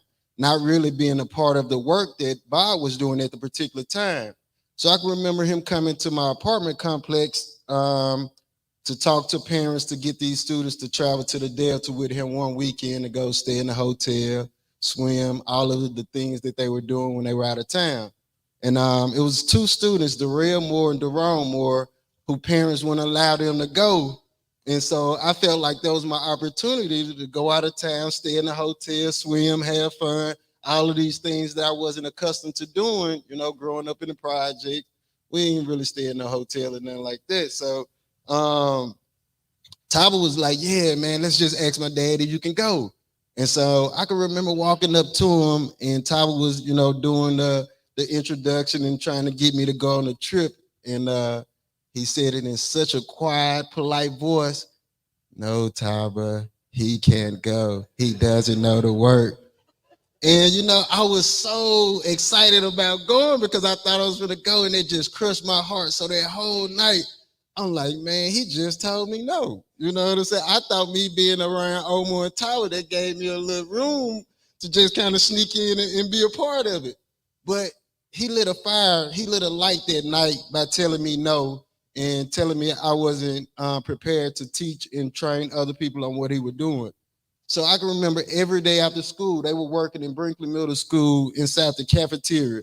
Once I got out of basketball practice, I would go in that cafeteria every day and just watch and participate until I learned exactly what they were doing. And so that next time someone wouldn't, parent wouldn't allow them to go, I would be prepared to take that trip and take that spot. And so with that being said, man, I've been doing this work. Now I work with the Young People's Project. I'm still doing the work. I'm still involved. And, you know, I didn't have a plan after I graduated from Tougaloo, but this definitely was something that was in my heart to continue doing, and I can't see myself doing anything else. Thank you, Mr. Moses, for everything you've done for me and also everything you've done for others. Thanks, Albert.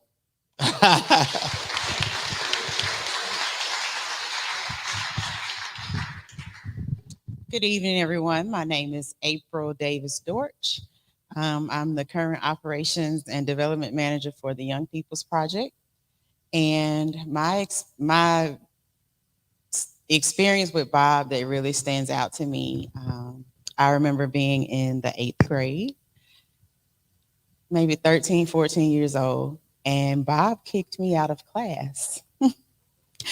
And it was because I was sitting in class and I was unengaged and wasn't participating. And what that taught me is that in any space I'm in, I'm contributing to it, whether it's positive or negative. You never know who's paying attention to you. It could be your peers, it could be someone else. And to just really be conscious of how you are in any space that you're in.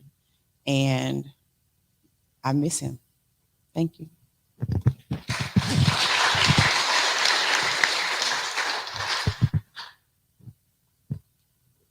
Next up, we have Miss Ann Johnson. Yes, ma'am.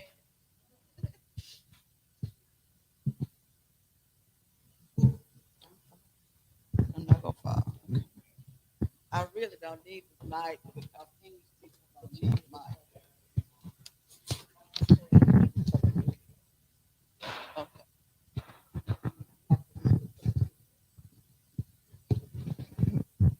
Please. Thank you. Yes, ma'am.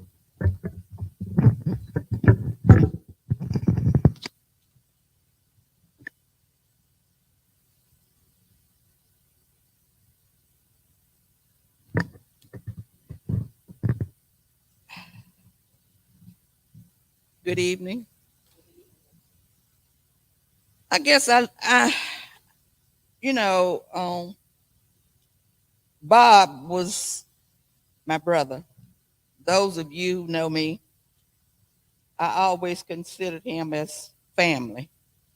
I considered Janet my sister.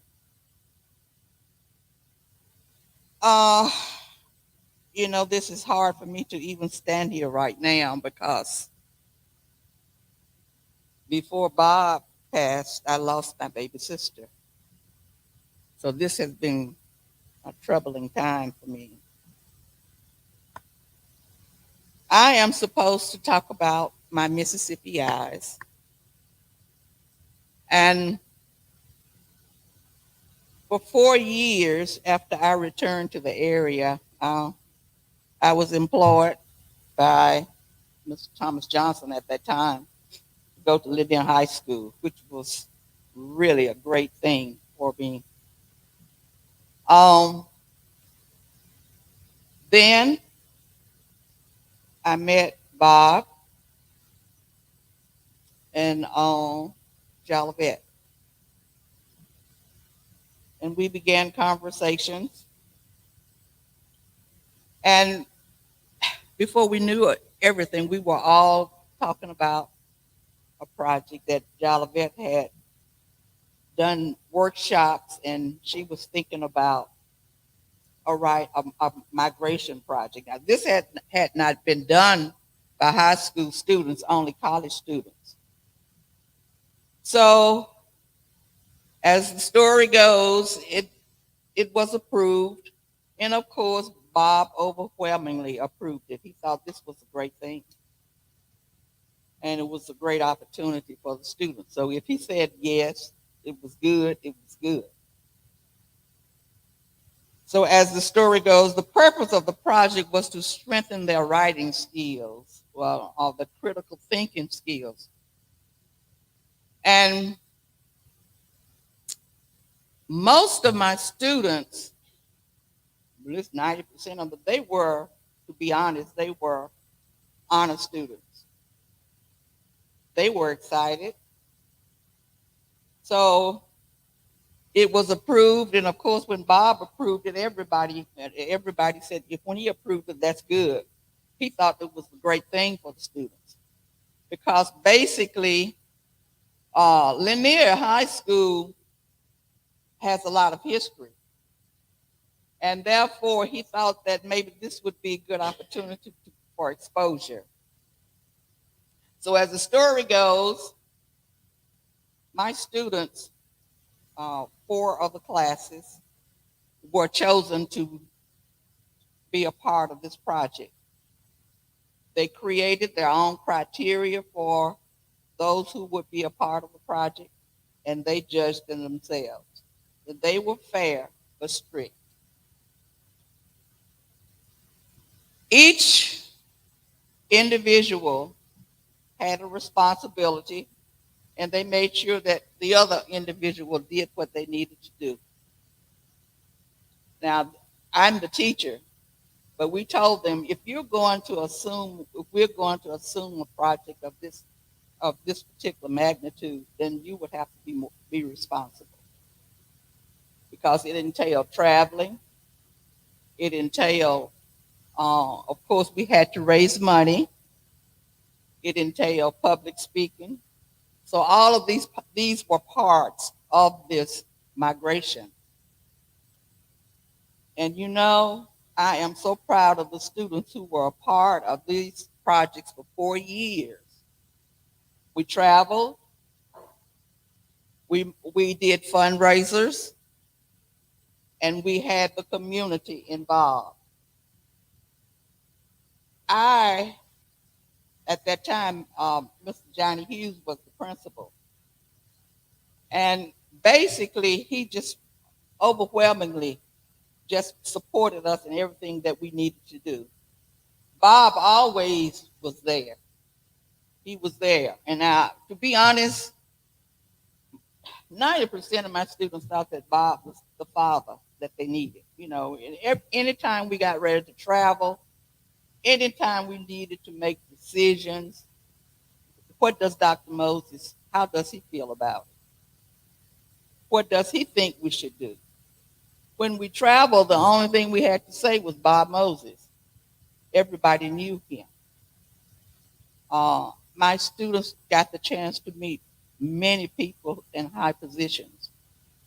And Jolivet did an excellent job, because this was her project also. She created it.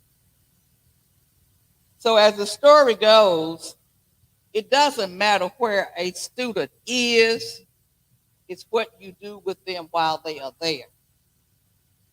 And I chose to go to Lanier. Lanier has great history, but I chose because I had worked out of Jackson. Those of you who are my friends, you know where I worked. And to be honest, I needed the change, and I knew that my people could learn, and this is where I wanted to be. As I stand here today, I hope that we won't leave and say, well, we heard all these things about Bob, but I would suggest that we take with us some of the things that he did, how he lived, what he wanted us to do. I'm going to share an experience with us. One day, Bob came to me and he said, Ann, I'm taking my students to a college campus. And he said, I know that you have 4 groups. He said, but I would like to take some of your students with me. And I said, well, we would have to get permission from the parents as to what we should, if they could go. So we wrote letters to the parents, and of course, Bob got the approval, and yes, they can go. So when we were getting ready to leave, Bob said, well, I want to talk with your students before we leave. I said, okay. He told the students, he said, well, we are going to this campus for a conference.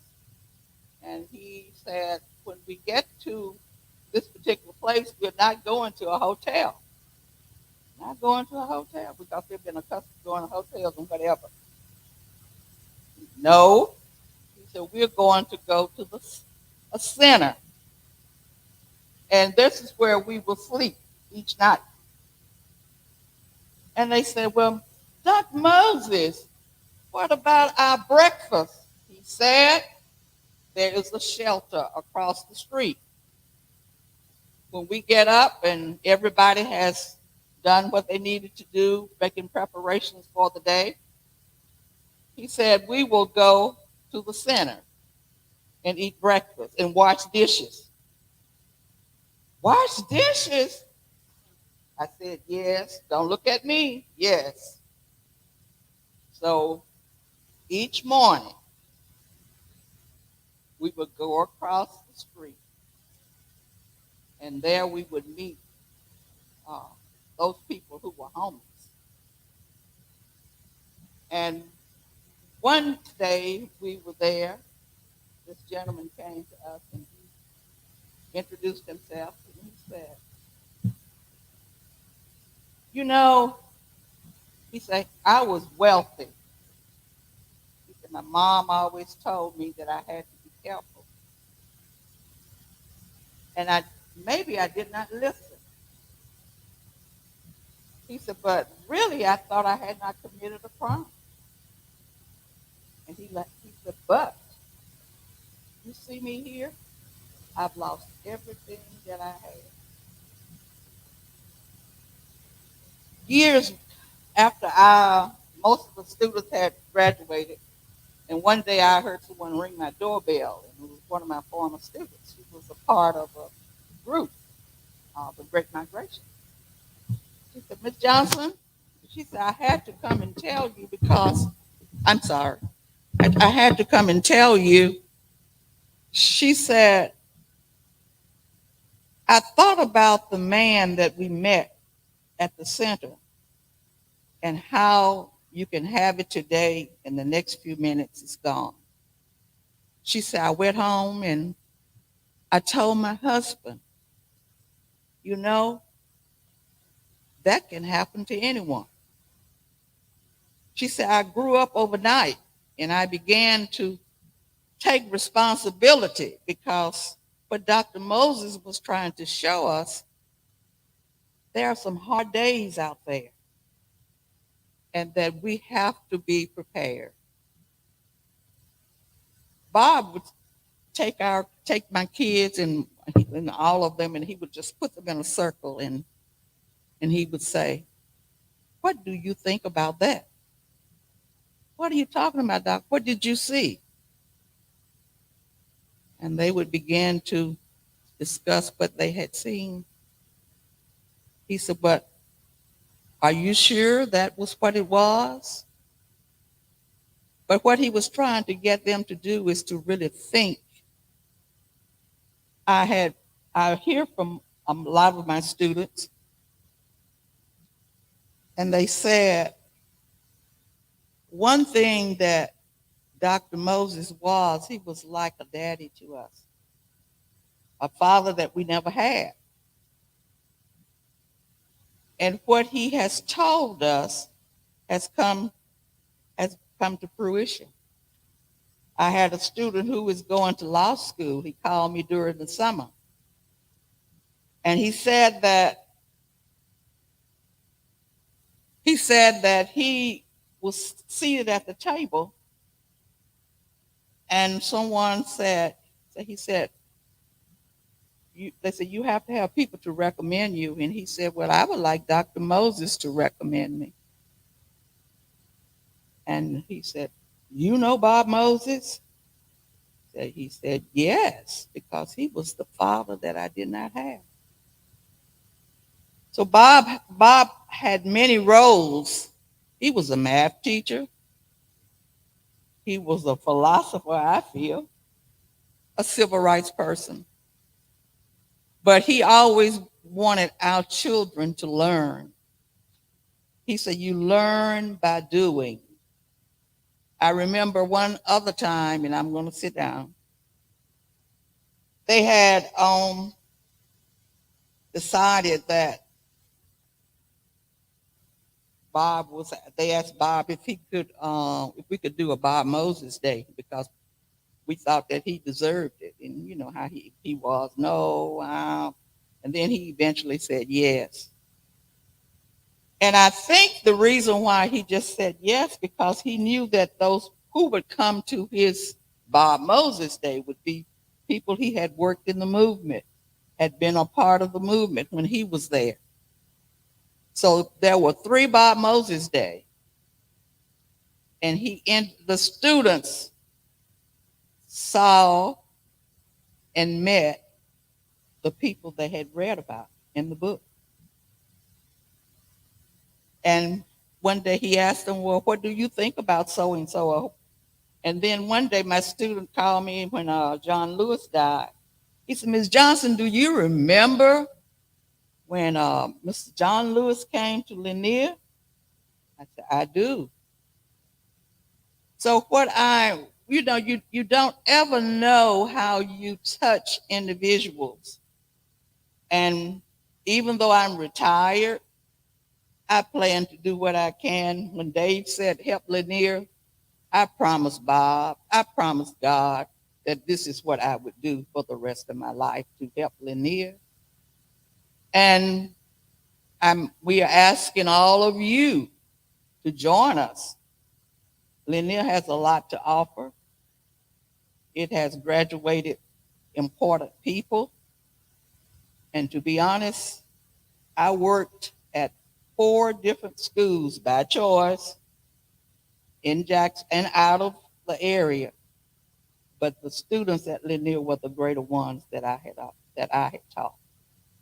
And I'm not just saying that to just say that, but it is the truth. And I think that when we go to a school, the faculty has a lot to do with the makeup of what it is. So thank you for listening. I lost so much this year, but many people have lost more. And I want to end by reading this poem written by Jolivet. You've probably forgotten that you wrote it. But it says, a poem about Bob. Man, this man, seer of unseen things and possibilities. He walks Africa in the dawn of her yesterdays and sits with kings without losing the common touch. Man, this beautiful black man, a crown of peace does he wear upon his head. whispering ancient teachings with his silence, with cool fire flaming in his eyes, with the stilt of a panther in his stride, with the patience of Gandhi in his tone, the birth of new generations in his loin. That man, this man, teacher, friend, that man, Africa is smiling for her lost children. Lightning of Shango is his passion for the children, a lover of the universal family. Mountains move when he whispers his thoughts into young ears. This now cradles his tears when he cries. New rays of sun warm the heavens when he smiles. The sounds of the earth bellow the essence of his fame through the tunes of Bird, Mingus, and Coltrane. He is one of God's gift to humanity, the man, the movement, the memories. Have a good day. Thank you, Ms. Johnson. So next up, we'll hear from Ms. Rukia Lumumba, immediately followed by Dr. Daphne Chamberlain, Ms. Pamela Jr., and then a musical offering from Natalie Collier and Tiger Rogers.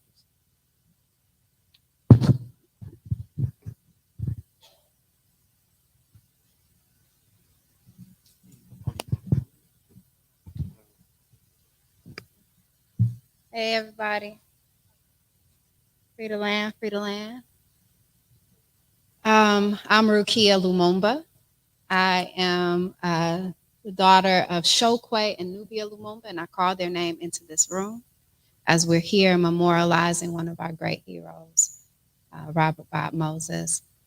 On behalf of my family, my brother Shokwe and Tar Lumumba, and our family here and other places, we definitely send our warmest condolences, love, and appreciation to the Moses family. We know what it is to sacrifice. We know what it is to love deeply our people. We have a concept that we believe in the family as the community and the community as the family. And we work daily to make sure that that concept lives. I think Bob Moses was one, and his family was a family that did that better than anybody could. His entire family participated in this project and in this work and continue to allow that legacy to live. And I give a lot of thanks for that. So Bob said, the leadership is there. If you go out and work with your people, then the leadership will emerge. Today in Jackson and in Mississippi and across the nation, we are faced with a lot of burden, a lot of crises, whether it's climate or whether it's our COVID situation or whether it's interpersonal violence or violence committed by the state. We are faced daily with crises that we have to find leadership around to move and make movement and ensure that we are creating that better quality of life that Bob dedicated his life to do. And so as I stand here today, I'm not going to be long. My only charge to all of us is that in every way that we exist right now, that in every conversation that we have with ourselves, in every way that we meditate, that we think, that we do our work, that we began to think about how we can use our imagination in the way that Bob used his, that we began to really think deeply, like Harriet did when she thought that we could be free one day, that we began to vision what it looks like to live a better quality of life. What are those things that we need? Because it's those things that we need that we can produce, and we can produce for all of us. What is that? I hope that I'm making a little sense tonight because I don't want to be long. So I'll be short, and I'll say that I love and I appreciate you all, and I'm asking you to dream big. And then make your dreams action. Educated, strategic action, as Bob taught us all. I want to end by just sharing a little song, and I'm not a singer, but it's Mississippi, y'all. And we sing, right? Or at least we used to. And so we need to bring that back into the room too. So there's a song that me and my comrades sing in our work throughout the nation in the South, and it goes, where I will go, you will go, beloved. Where you will go, I will go. Where you will go, I will go, beloved. Where you go, I will go. And your divine is my divine. Your divine is mine. So I'll try to sing it for you. It goes, where you go, I will go, beloved. Where you go, I will go. Where you go, I will go, beloved. Where you go, I will go. And your people are my people. Your people are mine. And your people are my people. Your divine, my divine. That's it, y'all. I love you. I appreciate you. And let's go. Let's live on this legacy.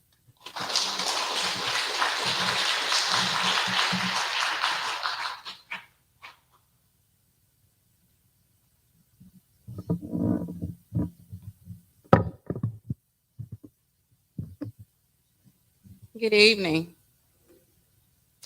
In the fall of 2010, I walked into a building at the corner of Rose Street and Lynch Street, 1017 John R. Lynch Street to be exact. And it was what some would have said was a blank slate, but I knew different.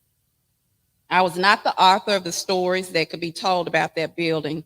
However, I was fortunate enough to be the catalyst that made the ink visible. Bob Moses played an instrumental role in what the Council of Federated Organizations was and what it accomplished for Black Mississippians during the Civil Rights Movement. The story of his arrival in Mississippi, the relationships he developed with people like Amzie Moore and E.W. Steptoe, and the campaigns he was a part of, like the Mississippi Freedom Vote, to the Mississippi Freedom Democratic Party, and the Mississippi Summer Project, are all documented in that space. But in March of 2012, during the annual conference of the Veterans of the Mississippi Civil Rights Movement, we were finally able to gather to hold the grand opening of the COFO Civil Rights Education Center. That day, Dr. Moses saw his life's work and the work of his comrades in the struggle preserved all at the corner of Rose and John R. Lynch Street.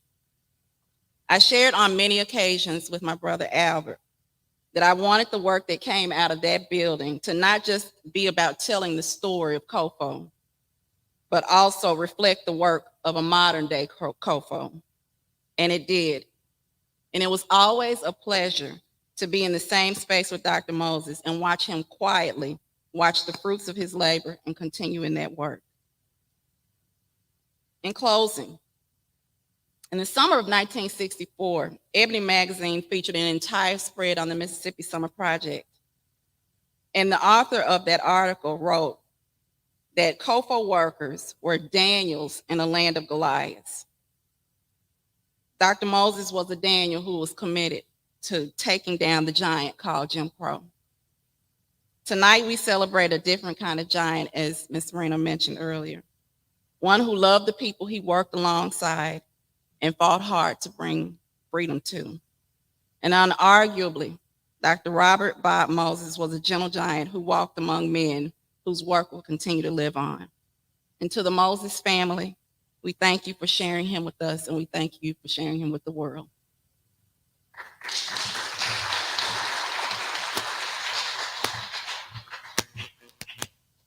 Ooh, we've been here a long time, haven't we? But it's been a good evening. I'm not going to take long at all, just a few minutes to read something that I wrote, and I hope that it leads you to continue the work. Our cries for help have not changed over the years. They subside for a moment, but the resurgence of history keeps bending our ears. Our ancestors heard the weeping on the slave ships. They felt the pain of the master's whips in the plantation fields. They took that pain, the boiling of the blood that rumbled through their core, and were given a pseudo-freedom. In 1890, in Mississippi, They took that pseudo freedom away with a new constitution that led freedom reign in the hands of another. It took some of us a long time to find that go get it, that tenacity, that forthright, that strength that lay dormant in our DNA from the motherland. Most said it took the life of a 14-year-old boy to bring back that fire to fight for freedom. Some said the struggle for justice and equality got us off our feet. And others said, I fought for this country. I would have died for this country. I rested my hand over my heart and pledged an allegiance to this country. And yet I'm not free. I found freedom overseas, but yet I'm not free. The young adults of the 60s understood the assignment. They understood that in order to define freedom for the African American, they had to come up with a strategy. We will make them see us. We will not let up. We will go where they go. We will stand where they stand. We will sit where they sit. It's time to be seen. They will see us. Baba Moses understood his assignment to the masses. He understood that in order to bring about a change, in order to find liberty before death, he would have to go to the sunken hole.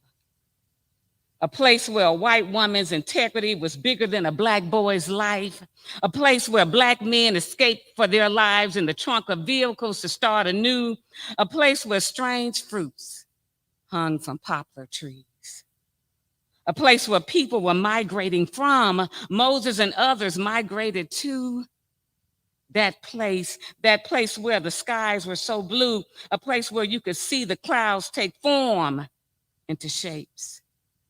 No hustle and bustle of large masses of people, a quiet place, a dark place.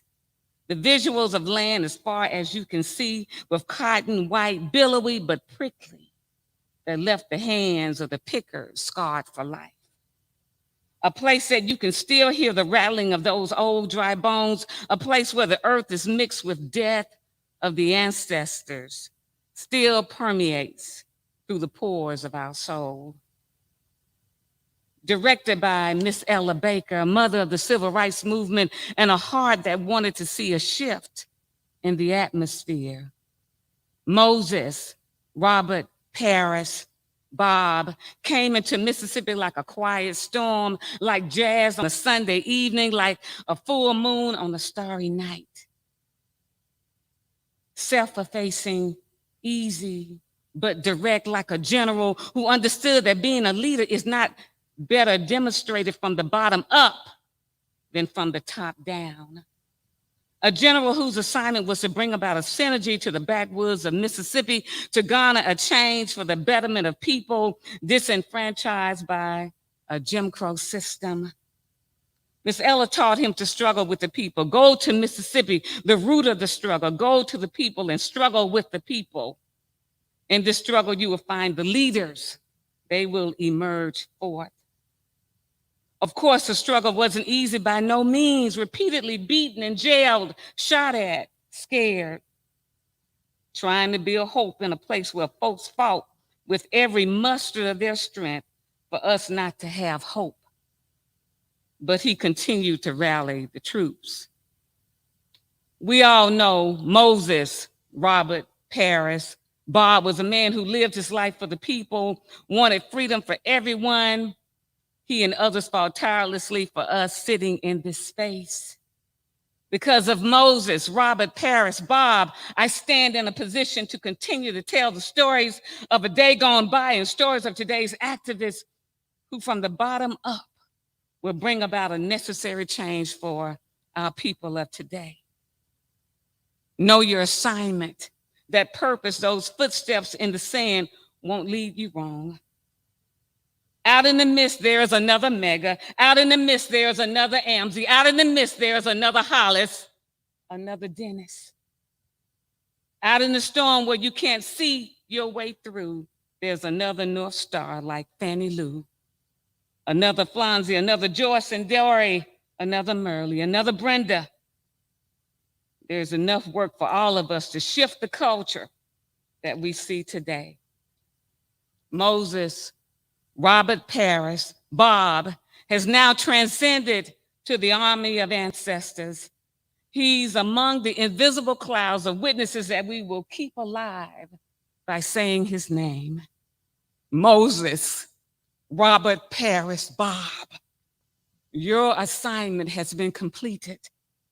We say in the name of our Lord, our God, our Spirit of the Most High, Ashe, Ashe, and Ashe. Aluda continua. Thank you.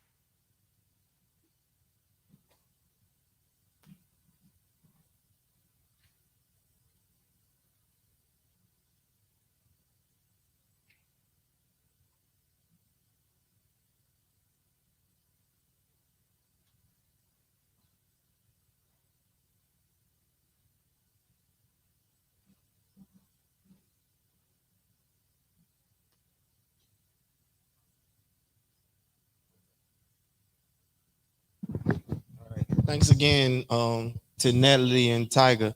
Um, at this point, I'd like to bring up somebody who, when you think about Bob Moses and the passing it down and passing it on, one thing Bob did for us was he gave us his family as much as he gave us himself. And Omo, his brother Taba, Maisha, and Malika took us in and made us little brothers and sisters. And so this is a person that I consider to be one of my greatest examples of how to live life and how to give and how to be selfless and how to be the immediate elder to the folks who come right after us. So I want to introduce Bob's son, my brother, my friend. He told somebody he was my daddy. Omo Moses.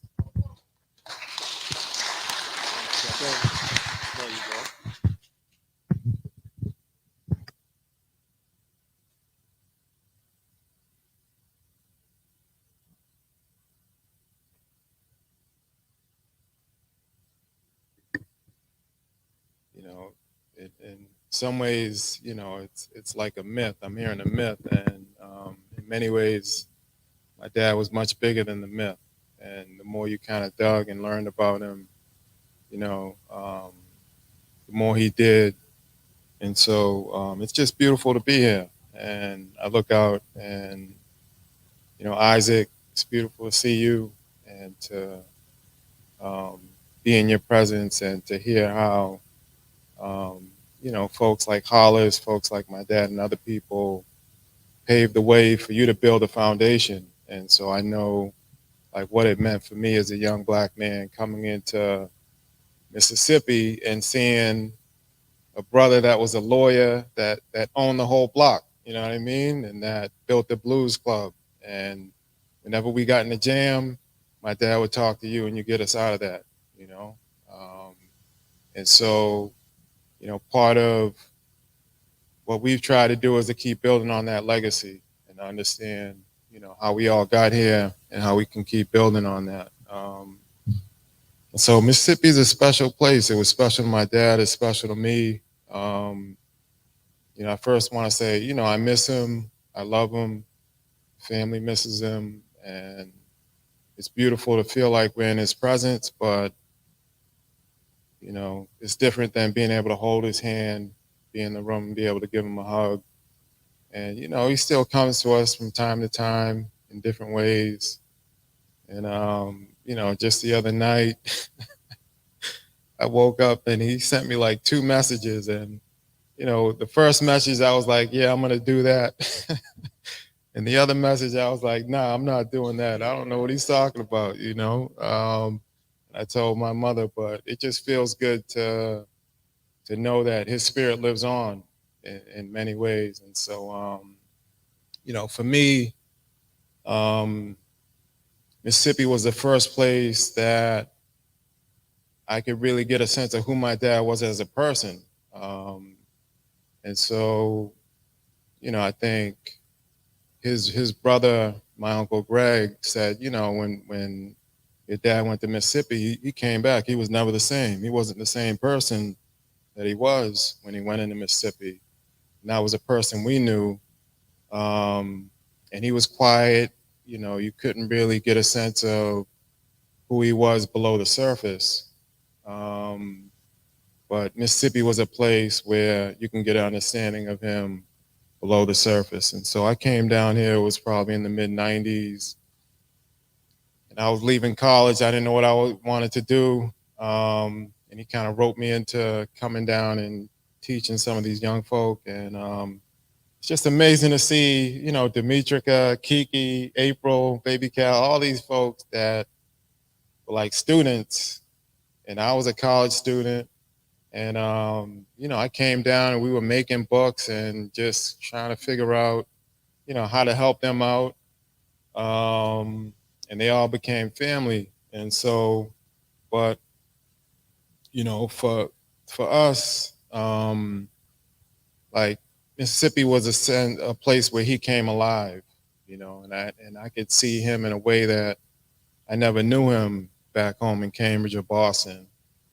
And so, you know, we drive to the Delta, he played Curtis Mayfield, he's singing the songs.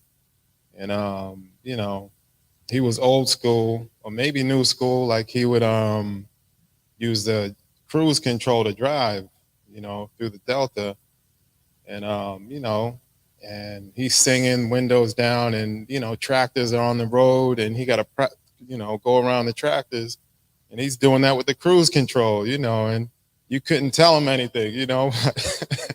But it was like, you know, he was just in his element doing his thing, you know what I mean? And just had a chance to just ride with him and see him alive in a way that he couldn't be alive in other places. And so, you know, I appreciate that. I appreciate just all the love that's here for him and, you know, what Mississippi did for him.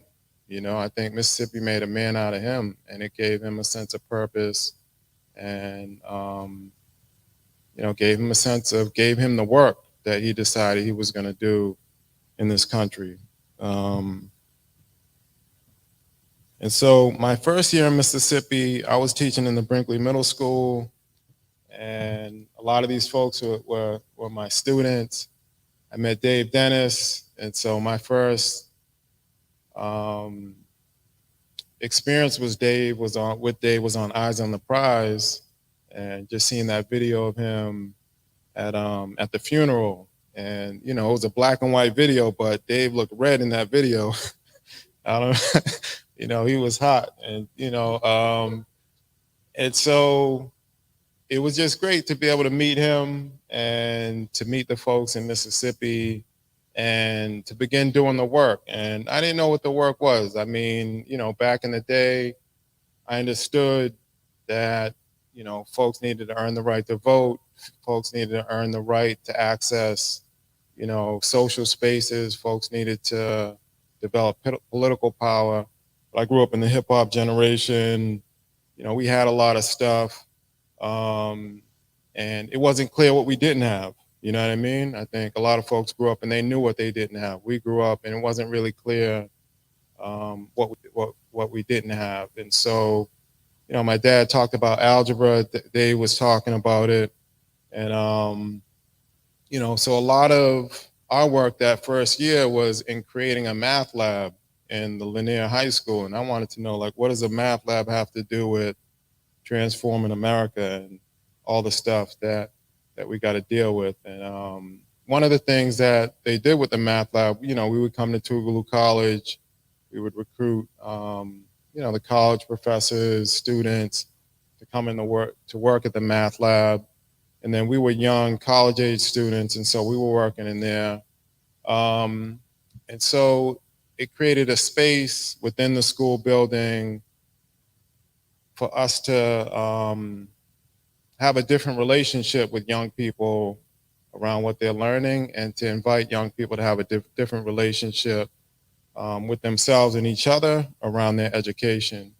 And again, I still wasn't sure about like what that had to do with the work of my dad and the work that they did in Mississippi. And so we went on and did that. And while we were doing that, my dad would always talk about, you know, the young people need to get their act together. And again, I was like, you know, I wasn't sure what he was talking about, you know, like we're working, we're doing what you're asking us to do, but what do you mean, you know, the young people need to get their act together? And so part of the lesson in that year was that it's all right for you to do something as an individual, but what can you do together? And so in that first year, you know, it was people like April, Kiki, Java, Chris, you name it. We began thinking about like, what were some of the things that we could do together?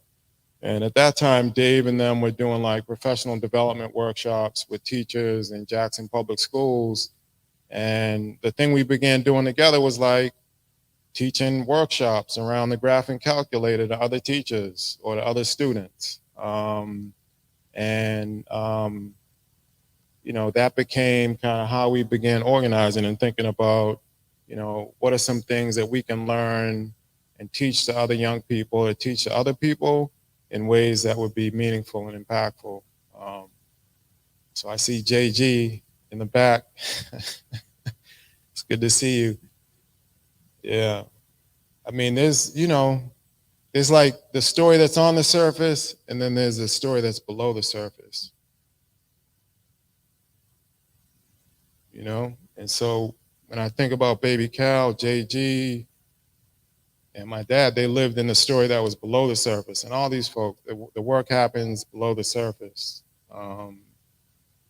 And so, you know, we were in the trenches. We were in the school in Jackson, Mississippi, in a little lab in there, kind of working with students, trying to figure out how we can make a decision about how we want to relate to each other and how we want to relate to the circumstances of our lives a little bit differently. And all that stuff is below the surface. And my dad did that same way they did Mississippi, sharecropper to sharecropper, farm to farm. He was student to student, classroom to classroom, across the country. All that's below the surface, right? And so part of what that did is plant seeds in young people.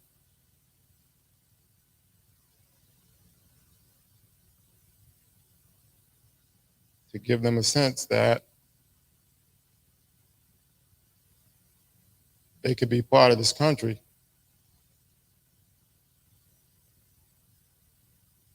And so I was trying to understand that as a young person coming into Mississippi, like, what are we trying to do?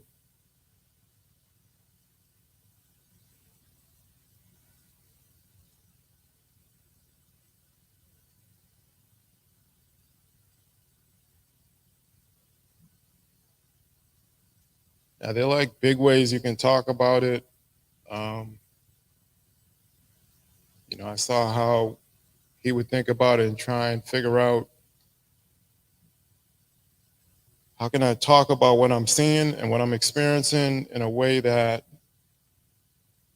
people can get on board and begin trying to do something different. And again, in the 60s, it might have been easier, where it was clear like what people are being denied. Here, the question was, you know, do people really want it? You know, do young people really want to learn? Are they going to make a demand to be able to get the type of education that prepares them for economic opportunity and to be able to participate in society?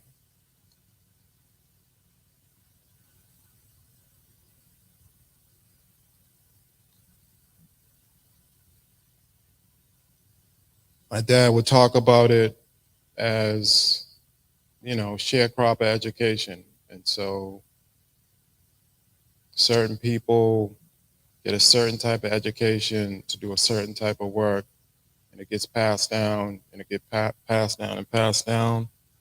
And essentially what we're living in is a caste system. And it's not in Mississippi, it's all over the place. And we all have a relationship to it. And What he was inviting and challenging us all to do was to change our relationship to it. So if you came from Shady Oaks or Georgetown, whatever your circumstances were, you go in the math lab, he's going to invite you and make demands on you to try to change your relationship to the circumstances that you're growing out of.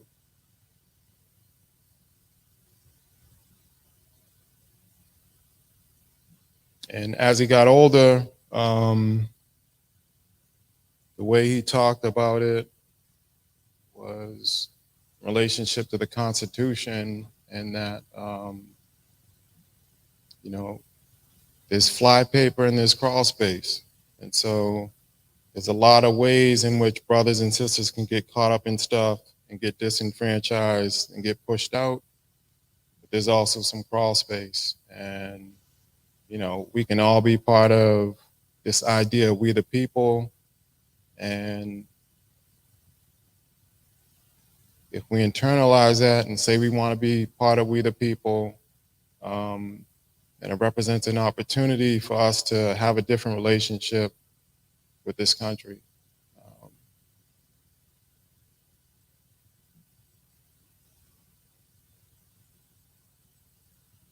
So I just want to thank Mississippi for my dad.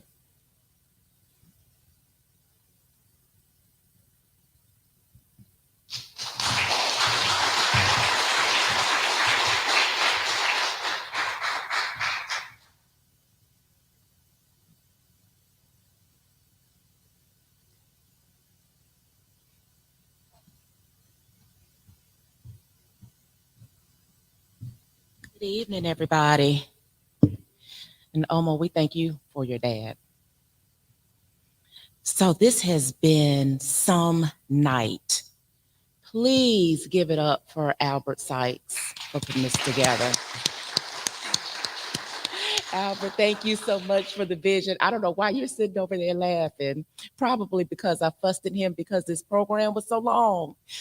But y'all, it was such a gift for us. So thank you. I mean, every story was just, it was just necessary. Thank you. And Pam, you showed out. Thank you, everybody. I am up here to acknowledge sponsors and special guests. Thank you so much to Tougaloo College, Eagle Queen, President Walters. Are you still here? I think they have just stepped out. Thank you so much, Tougaloo, for always stepping up. Of course, thank you to Albert and Idea for stepping up and putting this together, putting this vision together for this memorial service. Thank you, Mississippi Veterans of the Civil Rights Movement. Is Cynthia here? Okay. But thank you so much for co-sponsoring this. And of course, yours truly, One Voice, also happy to partner, always partner with Albert, Cynthia, and everyone else doing great work in Mississippi. Are there any elected officials here? I don't think I saw any come in tonight, but just wanted to acknowledge special guests.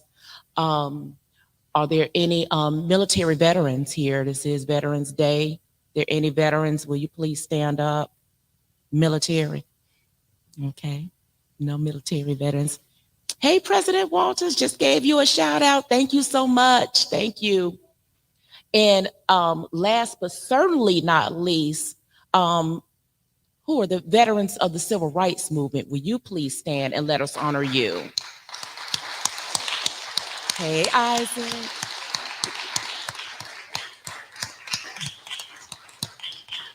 Again, thank you very much for hanging in with us tonight. And I'm going to turn it back over to Albert.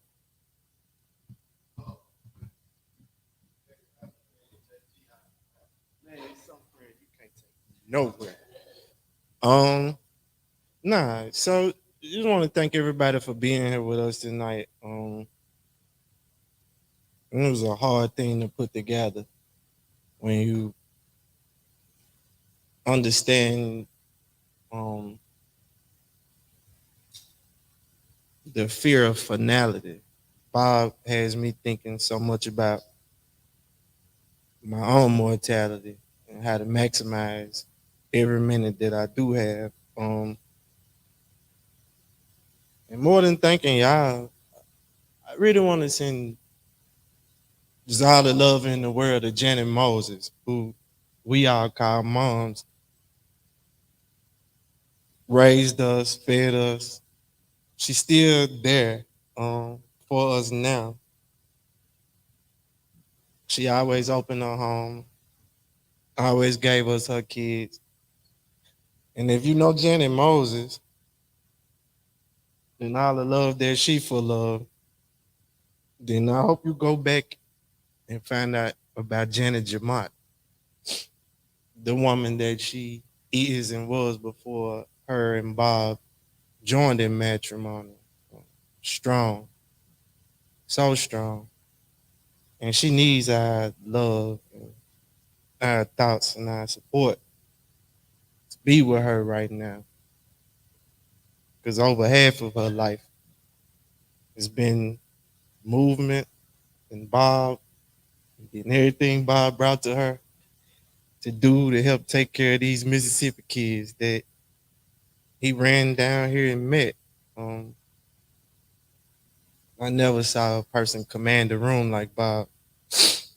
And if you ever went anywhere with him, one thing you could always anticipate, but never knew exactly when it was going to happen, is that Bob was going to put you on the stage and put you in the spotlight as a young person in front of rooms full of people who thought we weren't nobody, who thought we couldn't be nobody. You ever been to a party where somebody looking like, how he get in here? Right? So when we on the campus of Princeton at ETS, when we walking through Cambridge and we standing between MIT and Harvard, things that nobody would write for our story as these little old kids from Shady Oaks, Georgetown, Burton Addition, Christian Brotherhood, Lincoln Gardens. Kiki can get his neighborhood mentioned because I swear to God they're gonna text me like, but what Bob was doing wasn't so much putting us on the spot, but it was giving us that, right? He gave us our light. He gave us a place to shine our light. He knew that we already had our light. And I just thank Bob for that. But tonight is not about who Bob Moses was. It's about who he still is. Because in this room is so much of him. And you're right, not to be able to touch him and say something to him. But I can't think of many more words that I do have left to say because I talked to Bob a lot before he passed, and I always made it a point to let him know how much I appreciated him. I loved him. When he told me he loved me too, I was okay. It's hard to get that out of Bob. And then finally, he was a person that I always strived to want to make proud of me. I remember he let me get up and interrupt him while he was speaking to an auditorium full of kids at Brinkley Middle School. I go on the stage. I got my homeboy accompanying me on piano. And I sing a song, right? Show out. Bob sit through the whole thing. He laughing, having a great time. Soon as it's over, this man tear me up in front of all of my friends. And he said, do you know what's wrong with the world today? He said, it's too many Alberts. And some years later, me, Bob, we go to sit down and have dinner with James Graves, who was a Mississippi Supreme Court justice at the time. And Bob was talking to Judge Graves, and he told Judge Graves, he said, you know what's wrong with the world today? He said, we don't have enough Alberts. And that's when I knew my dad was proud of me, and I felt that I had finally proved to him that I was going to carry it as far as I could. And when Bob passed, I almost said, everything that my father left in Mississippi, now it falls on you. And I believe that everything Bob left in Mississippi, now it falls on us. So Tiger is gonna give us this little light of mine. We'll sing it together on our way out of the door. If you don't know where the doors are, they're that way. Whatever you do, do not get lost between where you are now and the door. So just want to thank y'all again. Always keep the Moses family, Janet Moses, in your prayers. And Tiger, take us home. Oh, wait, because we got to give so much love to George Chuck Patterson, who has been streaming our stuff tonight. He's done a great job, and Chuck is one of the beneficiaries of Bob and Marion Elderman and so many other people. And then also to Nashambe, I got to thank you back. Other than Bob and Omo and moms and Mike, other than the Moses family, Nashambe is the only person that I always call and I never get the answer no. And so I called her, said, I need your help. And Nashambe went right into action, and she put other people into action. And so a big part of why tonight is able to happen is because we got people out here that still believe in us. They still believe in a way forward. And Nashambe always been there for me. I want to thank you for both tonight and just on you in life, period. And this time, Tiger, you up for real, okay? So thank y'all. Thank y'all. Oh, James Green.